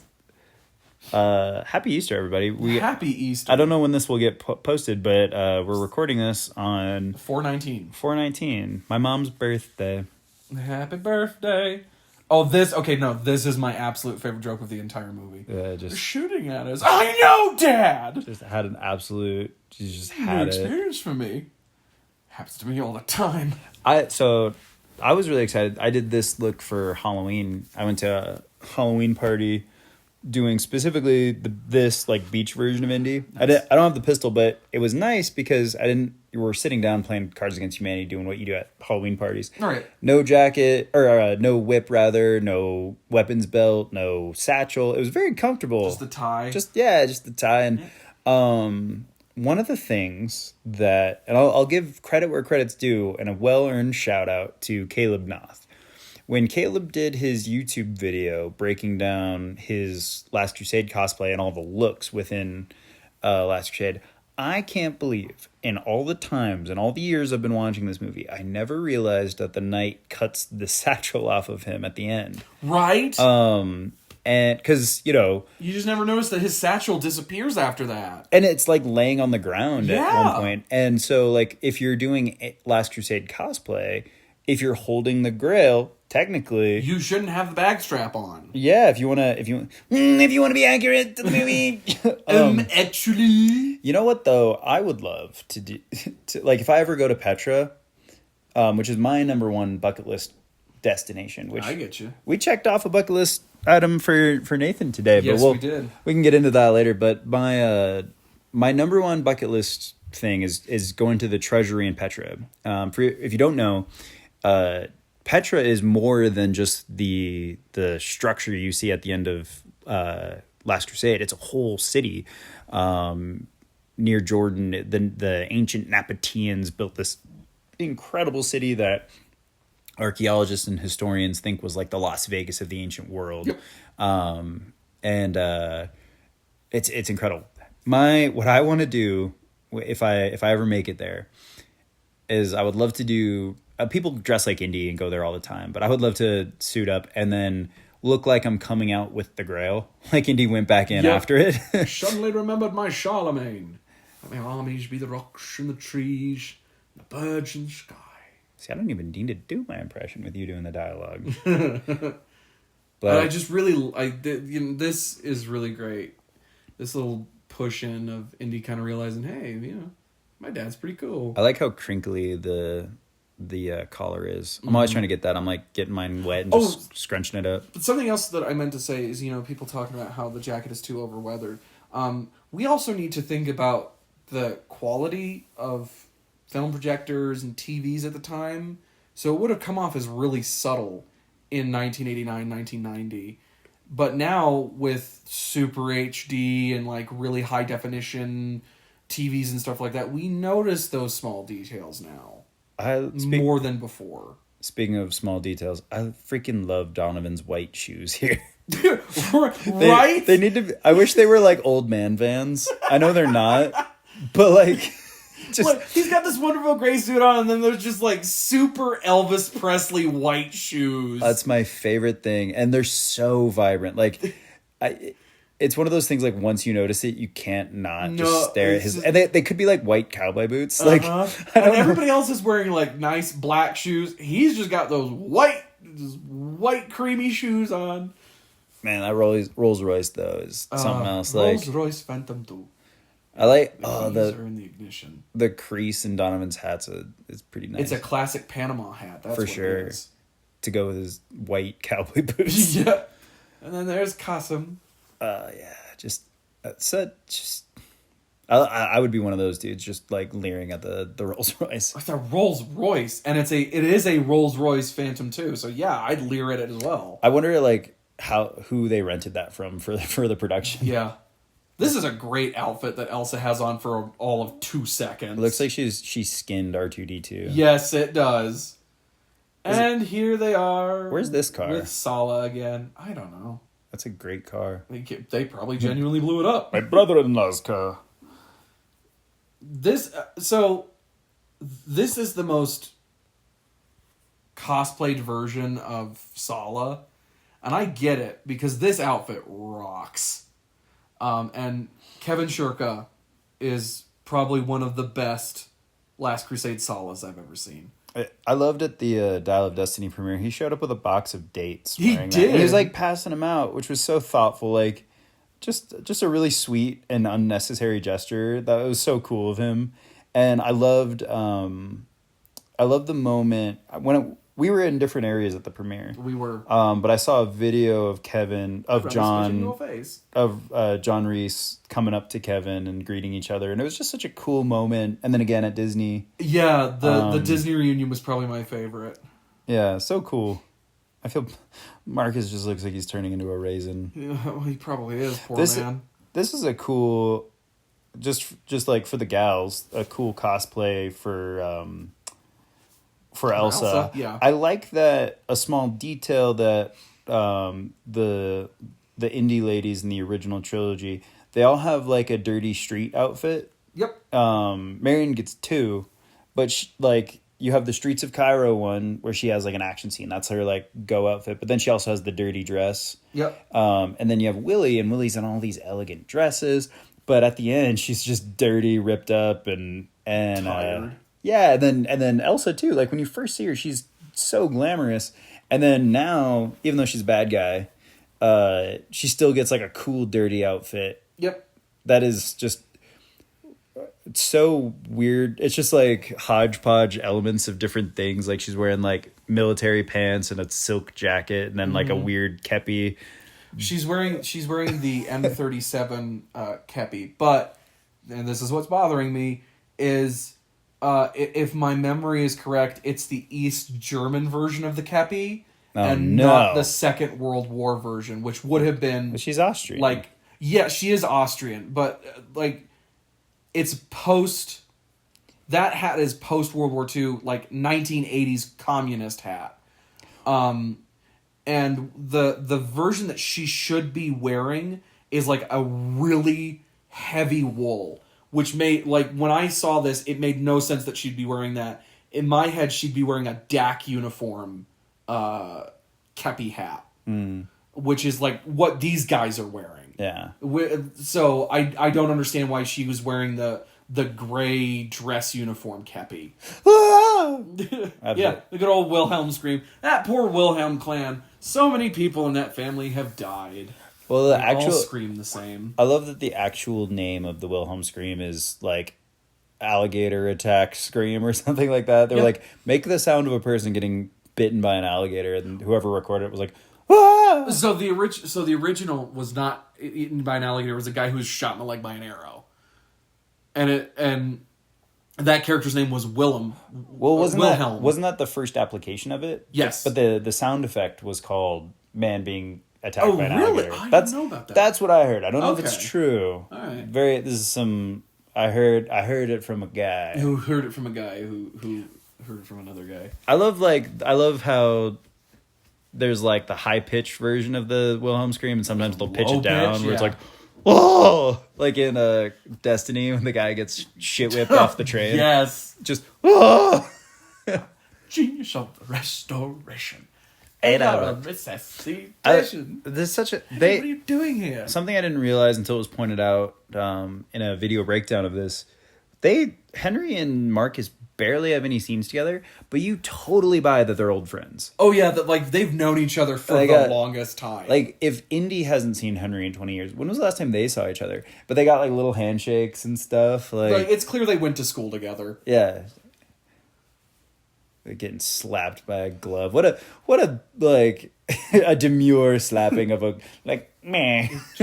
I'll slap you with a glove. Tipping morons like you should read books instead of burning them. Man, I feel like that's something Sean Connery would actually do. He'd like grab someone and be like, "Rah." Yeah, Like if they got his like order wrong at Starbucks, he'd be like, and then he'd slap. He'd grab He'd grab the horse, be like, "You're gonna remake this." You're gonna remake this. You're gonna remake it correctly, and you're gonna give me a refund. So here's a fun fact. The horse that Indy is mostly riding in the sequence is Vic Armstrong's personal horse. Oh, I didn't know that. Yeah, I don't know if that became his horse after this production or before. It's the one without the white blaze. You'll see a white blaze on the front of its face, switch back and forth. That horse, as the legend goes, is the horse in The Mask of Zorro, because Vic Armstrong was the stunt coordinator on The Mask of Zorro. That would make sense. That would be Tornado. So I don't know if that's true. That's the Hollywood legend, and I mean it's possible. Horses live forever. The horses I grew up with horses. My horse, when I got it, my horse was 8, and that was 21 years ago. So that makes this horse 29. Damn. And he's still kicking. We don't ride him anymore. He's old, but he's healthy as a horse. Nice. One of my favorite behind the scenes things about this entire chase is that when it's Vic Armstrong doing his stunts, he's wearing the Temple of Doom jacket. Yeah. And I had read that the reason he didn't wear the LC jacket is he just did not like the fit. And he still had the TOD jacket kicking around, and he brought it with him because he just really loved that jacket. And he asked, like, hey, can I just wear this instead? And Steven was like, nobody's going to see you. I don't care. Well, and you got to think, because there are behind-the-scenes shots of him wearing at least a Crusade jacket. A Crusade jacket. And, there'd be close-ups, but probably for the tank, like when he jumps onto the tank, or... That's a TOD jacket, for sure. And, it's so shredded up. Here he is. The one that just got auctioned. Such a good stunt. Yep. Again, people don't... It just goes by, blink of an eye. You don't even think about it. He just went completely sideways and picked up a rock on a galloping horse. Insane stunts. This sequence is insane. This is an insane movie. And I can't say that it's underrated or that people don't give it its flowers, because obviously they do. But just rewatch this movie and just kind of keep your eye attuned for there's Donovan's little hat in there. That's awesome. His little Panama hat. Yep. But rewatch this movie and really pay attention to not just the big part of the stunt, but watch it for the little things either leading up to, like Vic looking at the tank there. I don't know if it was, but it looked like it. Yeah. I'd have to rewind it, but look for the little stunts, the little moments where you're just like, God, just it's amazing. That's such a wonderfully done sequence and whatnot. But I really do love the fact, because I love Vic Armstrong's TOD jacket. And with my own personal TOD, I've tried to make it look like the one that got auctioned off, which was his for the longest time, which he wore filming Temple of Doom. Hold on. Yeah. Let's moment of silence. Enjoy this, viewer. Bam! Just landing on the tank. So, but yeah, the TOD jacket that just got auctioned off was Vic Armstrong's personal that he wore for TOD, that he wore for this movie. And I love the way that thing has been, the way that it naturally weathered over time of him doing all the stunts. It just looks so great. And really looks like what Indy's jacket would probably look like after all of his adventuring. Yeah, just shredded, barely hanging on. Yeah, but still unmistakably his jacket. I do Temple of Doom most for cosplay. You don't say. And I always joke, not even joke, but I often say that I'm cosplaying as Vic Armstrong, Harrison Ford stuntman, not Indiana Jones. Yeah, that's a joke that we make with you a lot, is that you're the only Vic Armstrong cosplayer in the Indiana Jones community. I'm so proud of that. Definitely don't roll off those treads, guy. That's all right. He's a Nazi. He can get squished by it. It's still an awful way to go. Whatever. But so the Temple of Doom jacket I had two. I had a cowhide wested that I had for years and years. That was my first Temple of Doom jacket, which I sold to Trent, and then Trent sold it off. So I don't know where that one's at anymore. But The jacket I use now is a Steel and Jones horsehide jacket, made from Vic Armstrong's horse. No, I'm just kidding. No. But my jacket, I love it. It was a secondhand eBay find, and it just happened to fit like a glove. Diego, who makes the jackets for Steel and Jones, that was my Temple of Doom jacket. It was a secondhand eBay buy that fit like a glove. It's amazing when that happens because the sleeves even work, like they're not too short, it's just right. All that said, if I do ever get a another Temple of Doom jacket, whether I get a Wested or Steel and Jones, I would love, if I do get a Steel and Jones, I would love to get a jacket to like gone out of their way to replicate Vic Armstrong's that was auctioned. Like, yes. I don't want it to be screen accurate. I want it to be accurate to what was auctioned. Like, rip it where it's ripped, fray it where it's frayed. I want... Just let it be ruined. Yeah. Like, I don't need it to be super wearable because I'm not doing stunts in it. I'm taking pictures. You know, like, kind of like... I'm putting it on display, that kind of thing. Yeah, like, I want to be Vic Armstrong. And so I would love to have that jacket. Even if I had two. If I had my current one that I wear when I'm suiting up, and I have the one when, you know, I want to dunk on some fools and do some Temple of Doom nerd stuff. Absolutely. Like, this is the strongest satchel strap in existence. You know, so I've never heard it 100% confirmed or not, and people say that they have, but I'm yet to be wholly convinced that he wears the bag strap in Crystal Skull outside of his jacket to avoid this, because I feel like him getting it hooked on things would happen more with it outside the jacket than inside. Yeah, and I know the idea is like he can't slip out of it here, but I feel like that both in Destiny and in Crystal Skull. What we're talking about is in the original trilogy, Indiana Jones wears the satchel inside his jacket. Yeah. And in Crystal Skull and Destiny, he wears it outside of the jacket. Correct. The top. Well, I think if I had to guess, and as someone who's worn this costume, as someone who's worn this costume a lot, it's weird how heavy the bag gets over the course of a day, especially if you have stuff in it. Like at the end of a Comic-Con, if I have props in my bag, that shoulder is kind of sore, you know? Yep. And I think that is a preference of Harrison Ford just being able to take it off. Yep. There could be, you know, you can justify it in canon or not. I think it was just a personal preference thing, and especially with Destiny, one of the great mysteries that I hope in the coming years we can... Man, imagine that wedgie. That... Henry is swallowing his pants yes, he is. From behind. Okay, so this, really quick. This particular version of the hat, I believe, is a stunt fedora. And I am more than convinced that it is the stunt fedora that was turned into the Young Indy stunt/reshoot hat. Because of the way that it sits very unpinched. Because there's a shot of Sean Patrick with his stunt double. And Sean's wearing the hero, his stunt double's wearing the stunt fedora. And that thing looks like a Crusade hat that just has the thicker ribbon really poorly attached. So I genuinely believe that one of these Last Crusade stunt fedoras was just held over and used as a stunt hat / the reshoot hat for Young Indy. Interesting. Because it's the proper deep sable. Whenever you watch the reshoot stuff, like when Sean Patrick's hair is really, really long and the hat just looks like utter garbage, I think it's because it's an LC hat that's just been through the ringer. Interesting. Yeah, I'd have to relook at that, but it's yeah, huh. This is a cool moment.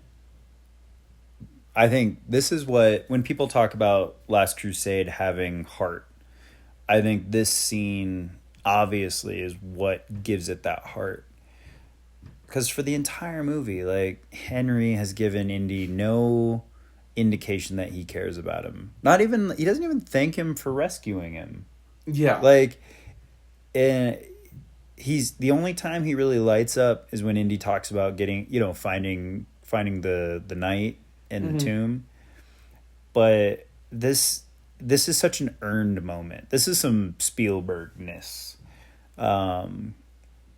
where just he injects that heart and that just this moment. And I think the audience is able to just take a breath with Indy, because obviously it comes off the heels of the biggest action scene in the movie.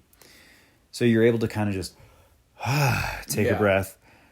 But then that breath also is met with a hug from one of the more prickly characters that you want Indy to get the love of his father so bad, and he finally gets it. And it's that really beautiful line of, "I thought I lost you, boy." Because it shows that, like, it's not just, oh, in this moment I discovered I loved you. It was, I've always loved you. I just am horrible at showing you because I'm from a time where men throws away a jacket, just like Elsa. Yep. Henry just ditches a jacket. But also that jacket is pretty ripped up. Still, how many of those you got? And it's got ink stains on it now, and yeah. I just but yeah, such a well-earned moment of, like, everyone watching this movie, if you're invested, every cosplayer, you feel that hug 100% when Henry grabs him. And then even though he drops him on the ground, it's like, why are you sitting there resting? Like, you're still able to just enjoy it. Man, this is what's up. This is one of the things that there's just so good. This pan around to the Petra, the treasury at Petra. Just the practical locations and sets are so phenomenal. And in a time before the internet, the first time I saw Petra was in this movie. Like, how incredible. Like, what a find. Yes. And especially in a time without the internet, this might be the only way people ever saw this. And then you'd have to go home and try to figure out what that was. You'd have to, like, go to a library and be like, real architecture, cliff dwelling, you'd have no idea what this was. Yeah. You would have to do a little homework to figure out this, but it's obviously real. That's not a matte painting. That's there. Incredible. And that's one of the things with cosplay that I'm so impressed by, things like what Justin, Aussie Indiana, does with the background replacements. Oh, God. It's incredible. It's so amazing. I am not that technologically savvy, as you can probably hear by the audio quality of this commentary. So I rely on trying to do some kind of practical background. Even if it's just, like a tapestry hung up in my apartment, or a rock or a tree in my yard. I think practical backgrounds just always look more in line with the original trilogy, because you had to have that practical background. And if I could get a photo shoot with Venice or all these, Petra or something as the background, I would. But just incredible that, especially at this time, pre-visual effects, the way visual effects are used now, if you wanted a sick background in a location, you had to go there. And if you think about the amount of screen time Petra has, they went all the way to Jordan to get those shots. Yes, they did. For a couple minutes, but or Venice. But that just adds a level of authenticity that I think really grounds these movies and makes them withstand the test of time that they have. Just pretty incredible. And then they seamlessly blended into this set. 100%. That it's just so cool. I remember when I was a kid watching this, just being like, "Oh, I want to be on that set. Like, I want to go in the tunnel and duck under the thing." Yep. This finale, man. Well, it's in the behind the scenes, Spielberg talks about that this movie doesn't end with a huge action scene or explosions or visual effects or ghosts or whatever. It ends in a really intimate way, but it has, like, the highest stakes. Yes. And so you feel the tension of an action scene, but we already had our big climactic action scene. We had our dinner, we had our dessert. And but it's so intense because the clock is ticking. And And what's so evil about it, and this is what, because Donovan really isn't, like, he's a bad guy doing bad things, but this is where he shows his colors as really just being evil, where he shoots James Bond with the James Bond gun. Yeah, that's really messed up. And then it's like, Indy could still succeed in getting the Grail, and Henry dies. Yes. Which is, because no one's done this before. How long are you assuming this is going to take, Donovan? Mm-hmm. Like, but it's like, well, the only way out of this is to get it done. So get it done and get it done quick. Yep. It's intense. So good. Very intense. God, Harrison's handsome. Yes, he is. And so just a tan, handsome man. All right, cosplayers. Indy's whip, the handle is facing back. If you're walking around a con, that is the most functional. In a lot of the film, Temple of Doom and Raiders, he's got the handle in the front. More power to you if you want to be screen accurate, but if you're walking around it and you don't want that thing hitting you in the shins constantly, just point the whip back. Oh, no, it looks like it's pointed forward there. Yeah, I literally started doing that, wearing it with the handle facing the other way. Yeah. Because I saw you do it, and I was like, I'm going to test this out. And then the second I tested it out, I do not wear my whip any other way now. It's so much nicer. It also, is. that whip is magic. Yes, it is. He threw it off the tank, and then it appeared on his belt. But it's magic. It's Indy's amulet. Yes, it is. There's that little brim, that teeny tiny little brim on the hat. It's just because it's got the cowboy curve to it. Well, it's got a cowboy curve, but I do think it's at least a quarter of an inch shorter than the motorcycle hat. Yeah, most likely. Because it's all interior, it's a lot of close-ups, and they need light on Harrison's eyes. Yeah, and they don't want too many shadows on him.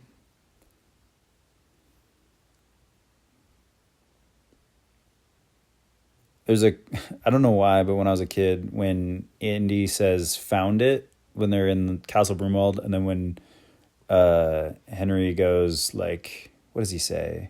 It's like Benedict, like both of their voices get deeper. Yeah. I think Indy sounds like one of my uncles when he goes "found it," and his voice like goes down. Yep. I love the idea of like behind the scenes, John Rhys Davies is sitting there cross-legged with Sean Connery's head in his lap. Like, you don't question it in the movie because you're so locked in. But just when they're like, all right, like, you know, Steven Spielberg is like, all right, boys, like, position, background, action. Like, Sean Connery just had to, like, rest his head in John Rhys Davies' lap. Like, I hope he showered, man. Like, yeah, no kidding. What is it? Spritz it with cologne? I like his bracelets, too. Mm-hmm. Yeah, that's something that a lot of people don't know is that Sal's rocking some nice bracelets. He went to like an EDM show. Yeah, 100%. And collected some bracelets. Jehovah begins with an I. J.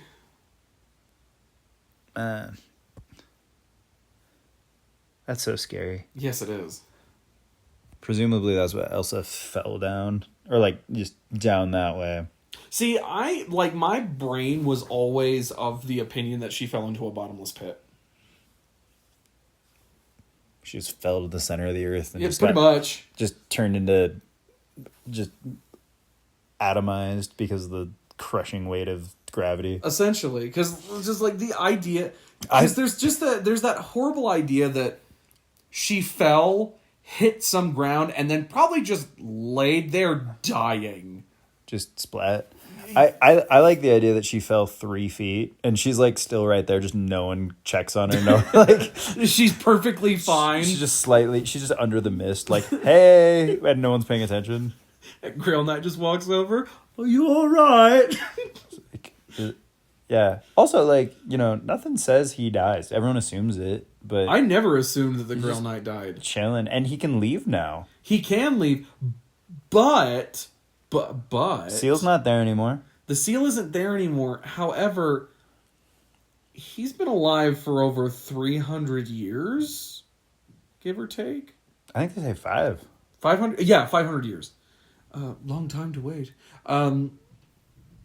He's not going to last very long. That'd be a fun spinoff. People talk about like a short round Disney Plus series. I want that guy. That guy like just just reassociating into society, like in like World War II, like the Depression. Just that guy working at a grocery, like Sears and Roebuck. Yeah, he opens an old timey grocery store or something, or blacksmith. Although it would be interesting to watch a spin-off series of that particular Grail Knight going on his adventure, finding the Grail, and then being the one of the three brothers to choose to stay behind. That'd be sick. And then you could literally end the series by just clipping this portion of the film. Man, what a great special effect that is, real quick. Yeah. That is incredible. And the merge of special effects and practical effects and artistry, just it's people on the top of their game, the artists, the lighting department, the VFX department, just everything just flawless to make that shot work. And it's silly and campy, but like again, you buy it because it's like in Spielberg talked about with Peter Benchley in Jaws. Peter Benchley was like, the audience is going to buy a shark blowing up, like compressed air doesn't explode like that. And he's like, it doesn't matter. If I've got them at this point in the movie, no one's going to question it. And I feel like the bridge, here's the bag. He has a bag and slice, no bag. I completely get what you're saying. And it really goes back to that Harrison Ford quote to Mark Hamill when they were shooting Star Wars and Mark was really worried about his hair. He's like, I don't know, this is so weird.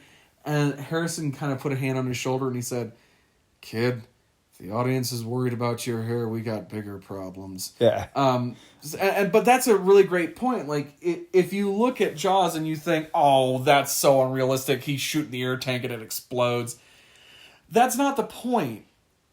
Like, to think that literally is not the point. You need to be just kind of engrossed in the story and enjoy the moment of, wow, he blew up a freaking shark. Right. Like, and it's an earned moment. It is. Like, because you're rooting for Broady the whole time. This is such a good exchange. I love that, like, this guy's been here for hundreds and hundreds of years and just a pack of weirdos. Like, they just come in, wreck his shit, and leave. A pack of weirdos dressed really oddly in his mind. Like, he sees them walk in and he's just, what are these clothes? Imagine the first woman you see in 500 years is Allison Duty. I wouldn't be mad though. That's why that guy doesn't. He's just like, just do whatever. Yeah, just go. Like when she grabs the wrong cup, he's like, get it. Yep. I don't even know what's going on, but and he's go like, for it. She's a Nazi. She's a what? What's that? I don't know what that is. Yeah, her hair is in like a weird nun like balaclava thing. My question is, where did all these false grails come from? I bet they brought them in and then worked backwards building the booby traps. That's not that's like the a pretty fair assumption. Like Qasim's ancestors just rigged all that. And that they go in there and maintain it like twice a year. They just like polish. Hey, Grail Knight, we're just here to replace the ropes of the saw blades. Yeah, they polish it up and grease it. How you doing? I'm doing okay. Here's some food. They bring like jars of arsenic for him to top off the false grails. Like, it's not the water or the false grail that kills you. It's the fact that there's arsenic around the lid. Yeah, he just like he just has like a little like dropper, like an eye drop. He just periodically just when they go dry. Gotta make sure I'm ready. I love the design of the Grail in this movie. Oh yeah, and it's 100%. One of those things no one talks about it because everyone just accepts it. Like that's the Holy Grail. Yep. But it's perfect. And that's the cup of a carpenter. My question: why? Why is that the cup of the carpenter? Because it's gilded. It's still shiny and gold and pretty. Just on the inside, it just doesn't have. It's not bejeweled. I think the point of it was that because Christ was a carpenter, yes, it is gilded on the inside, but the design is simplistic compared to like all of these other grails that you see. Because I've always gotten the impression that because what it's supposed to look like is clay that on the outside was also gold leafed but had been touched and just over time. Yep. Like, so at the time of like the Last Supper and the crucifixion stuff would have been a shiny gold cup. Yeah. Real quick. I heard somebody on the forum say that Donovan did not deserve to die this way, and I was talking to Trent about it. And he goes, and Trent just goes, "He was a Nazi. Why is that your concern?" Yeah, and like he chose. Also, Poland. He wasn't like a German who like had he didn't grow up and was in the military and became he was an American who's like, no, I'm gonna join these guys. That's almost worse. He was a collaborator. That's like when they say like who's a bigger idiot, the idiot or the friend of the idiot? Yeah. Like who's more foolish, the fool or the fool who follows him? Yeah, like Donovan, you for sure had that coming. Yeah. Absolutely. Feel your balls turn to dust while you're still alive. Ugh. Gangster move. I like that Indy doesn't even sip it. He's just like gulp. Total. He's like, well, I don't want to feel that. So if I am gonna die, you've chosen wisely. Really cool detail that I didn't pick up on until recently also was he still has like dirt and I think a little bit of dried blood, but after Indy drinks the Grail, you essentially get like a fresh bill of health. Yeah. All the cuts from the tank, they all disappear. Like on his lip and on his cheek, they're gone. I'd never noticed that, but it's such a cool little detail. Just kissing it. Also, okay, this is the only one thing about Indy as a character that has bothered me. He has seen the power of God, the power of two gods, in Shiva and in the Judeo-Christian God, with the Ark of the Covenant and the Holy Grail. And then he's talking to Helena in Dial of Destiny, and he's like, I don't believe in magic. You don't believe in magic? You just watched literal miracles throughout your lifetime, my guy. Yeah, I think that's one of those things where it's in the context of that movie, that line makes sense, but yeah, I get you. It doesn't at all line up with the previous films. Because yes, he's literally been under the spell of the Kali. It doesn't make a whole. He's drunk from the cup of Christ.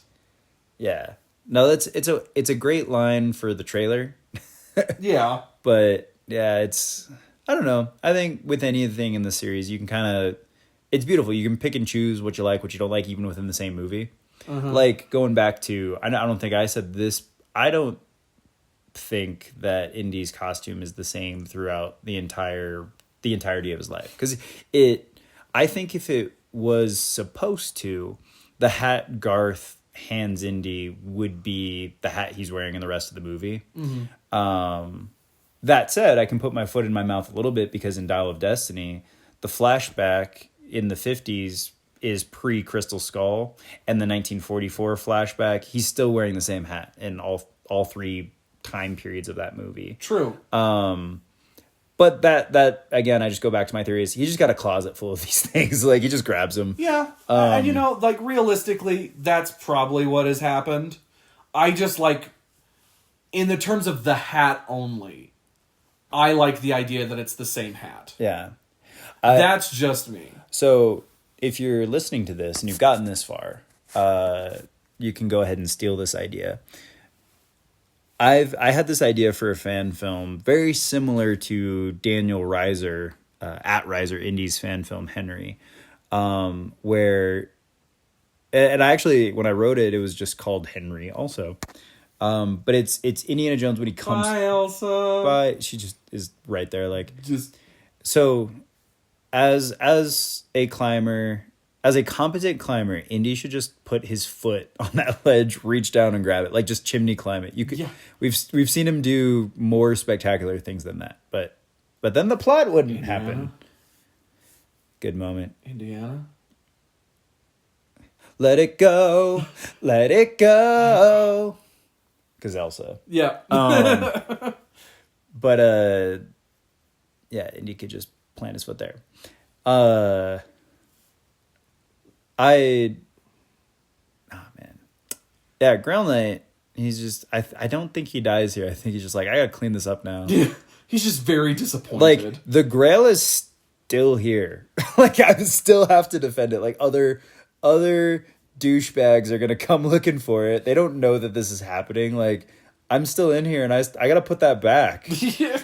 Like, do you think that there's a small part of me that thinks, did he just grab the Grail, put it back, and then everything just kind of like awkwardly reset itself, Jumanji style? Oh, that'd be awesome. Or like he just like pulls a lever, like like it'd be funny if he's like, because he's right there, he's watching it all go down, and he watches her cross it and just goes, mother.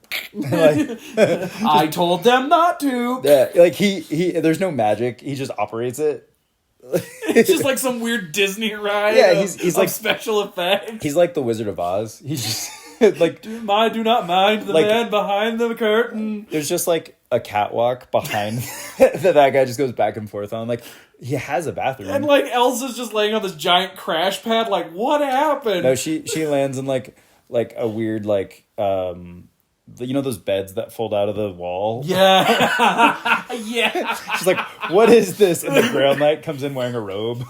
Hello, my lady. It's like, you don't know how long of... What is this Junior? This is his name. Henry Jones Jr. I like Indiana. We named the dog Indiana. The dog? Can we go home now, please? So, like, that's... we can do... We can all do, like...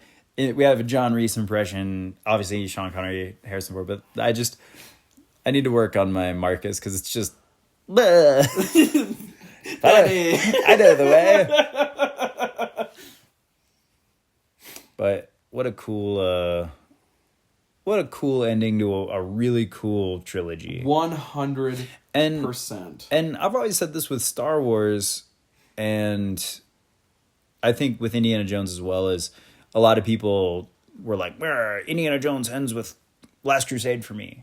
And I'm like, that's fine. Like, it can, like, and for some people, they're like, Raiders is the only Indiana Jones movie. And it's like, that's fine too. Like, it's, first of all, it's not my money. If studios want to make 1 million sequels, your headcanon... Just riding off into the sunset's just such a great shot. Flawless. You got the hot and cold colors, the silhouettes just framed beautifully. Man... What an adventure. Thanks for doing this with me, Nathan. Absolutely, man. I had the time of my life just sitting here talking indie. Something that I thought of right when we started Take 2, which is still going. We're still good for right now.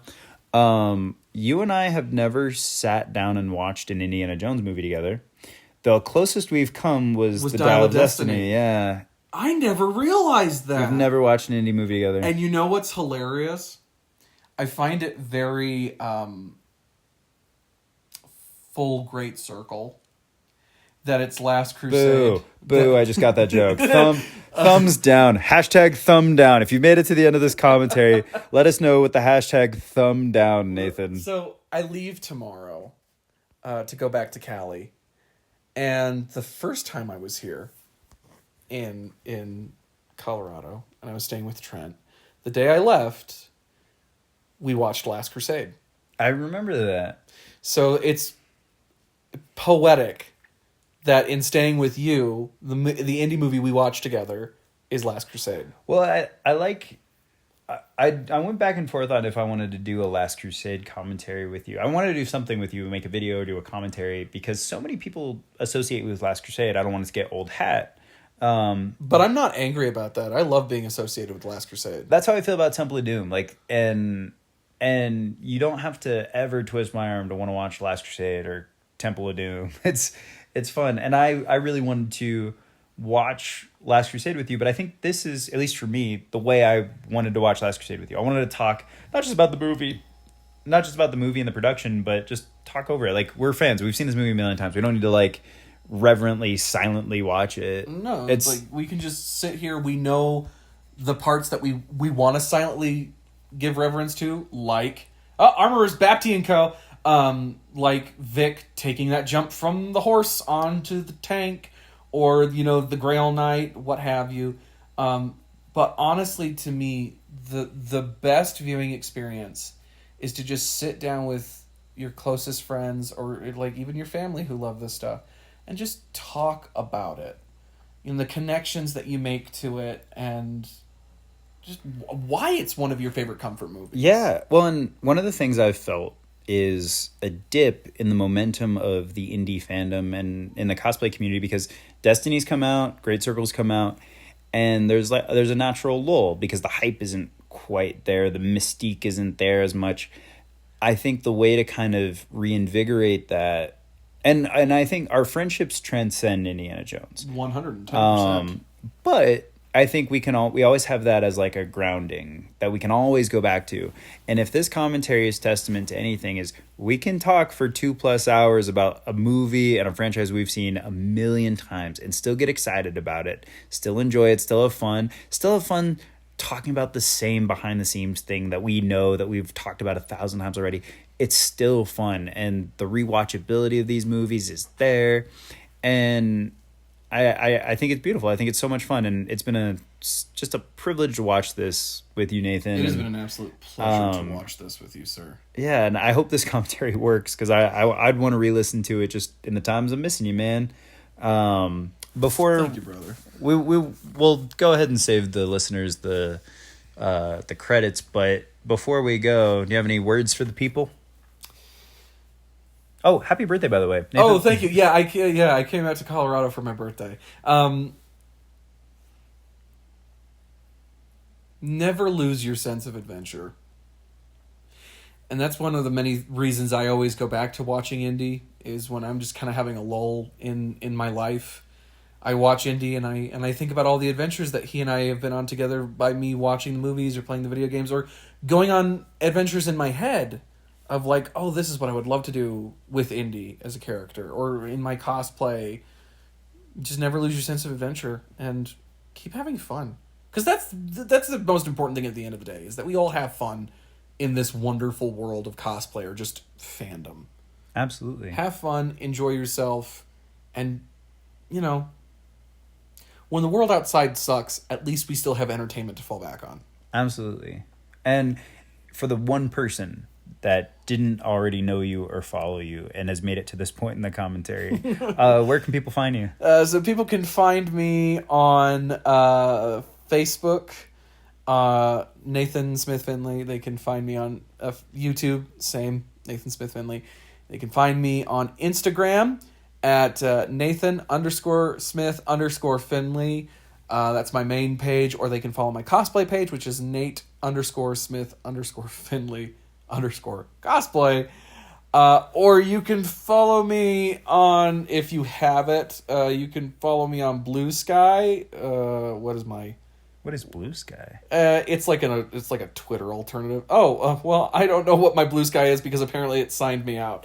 But I'm on Blue Sky, and I am on Threads if you want to be there too. It's just, I think it's also Nathan Smith-Finley.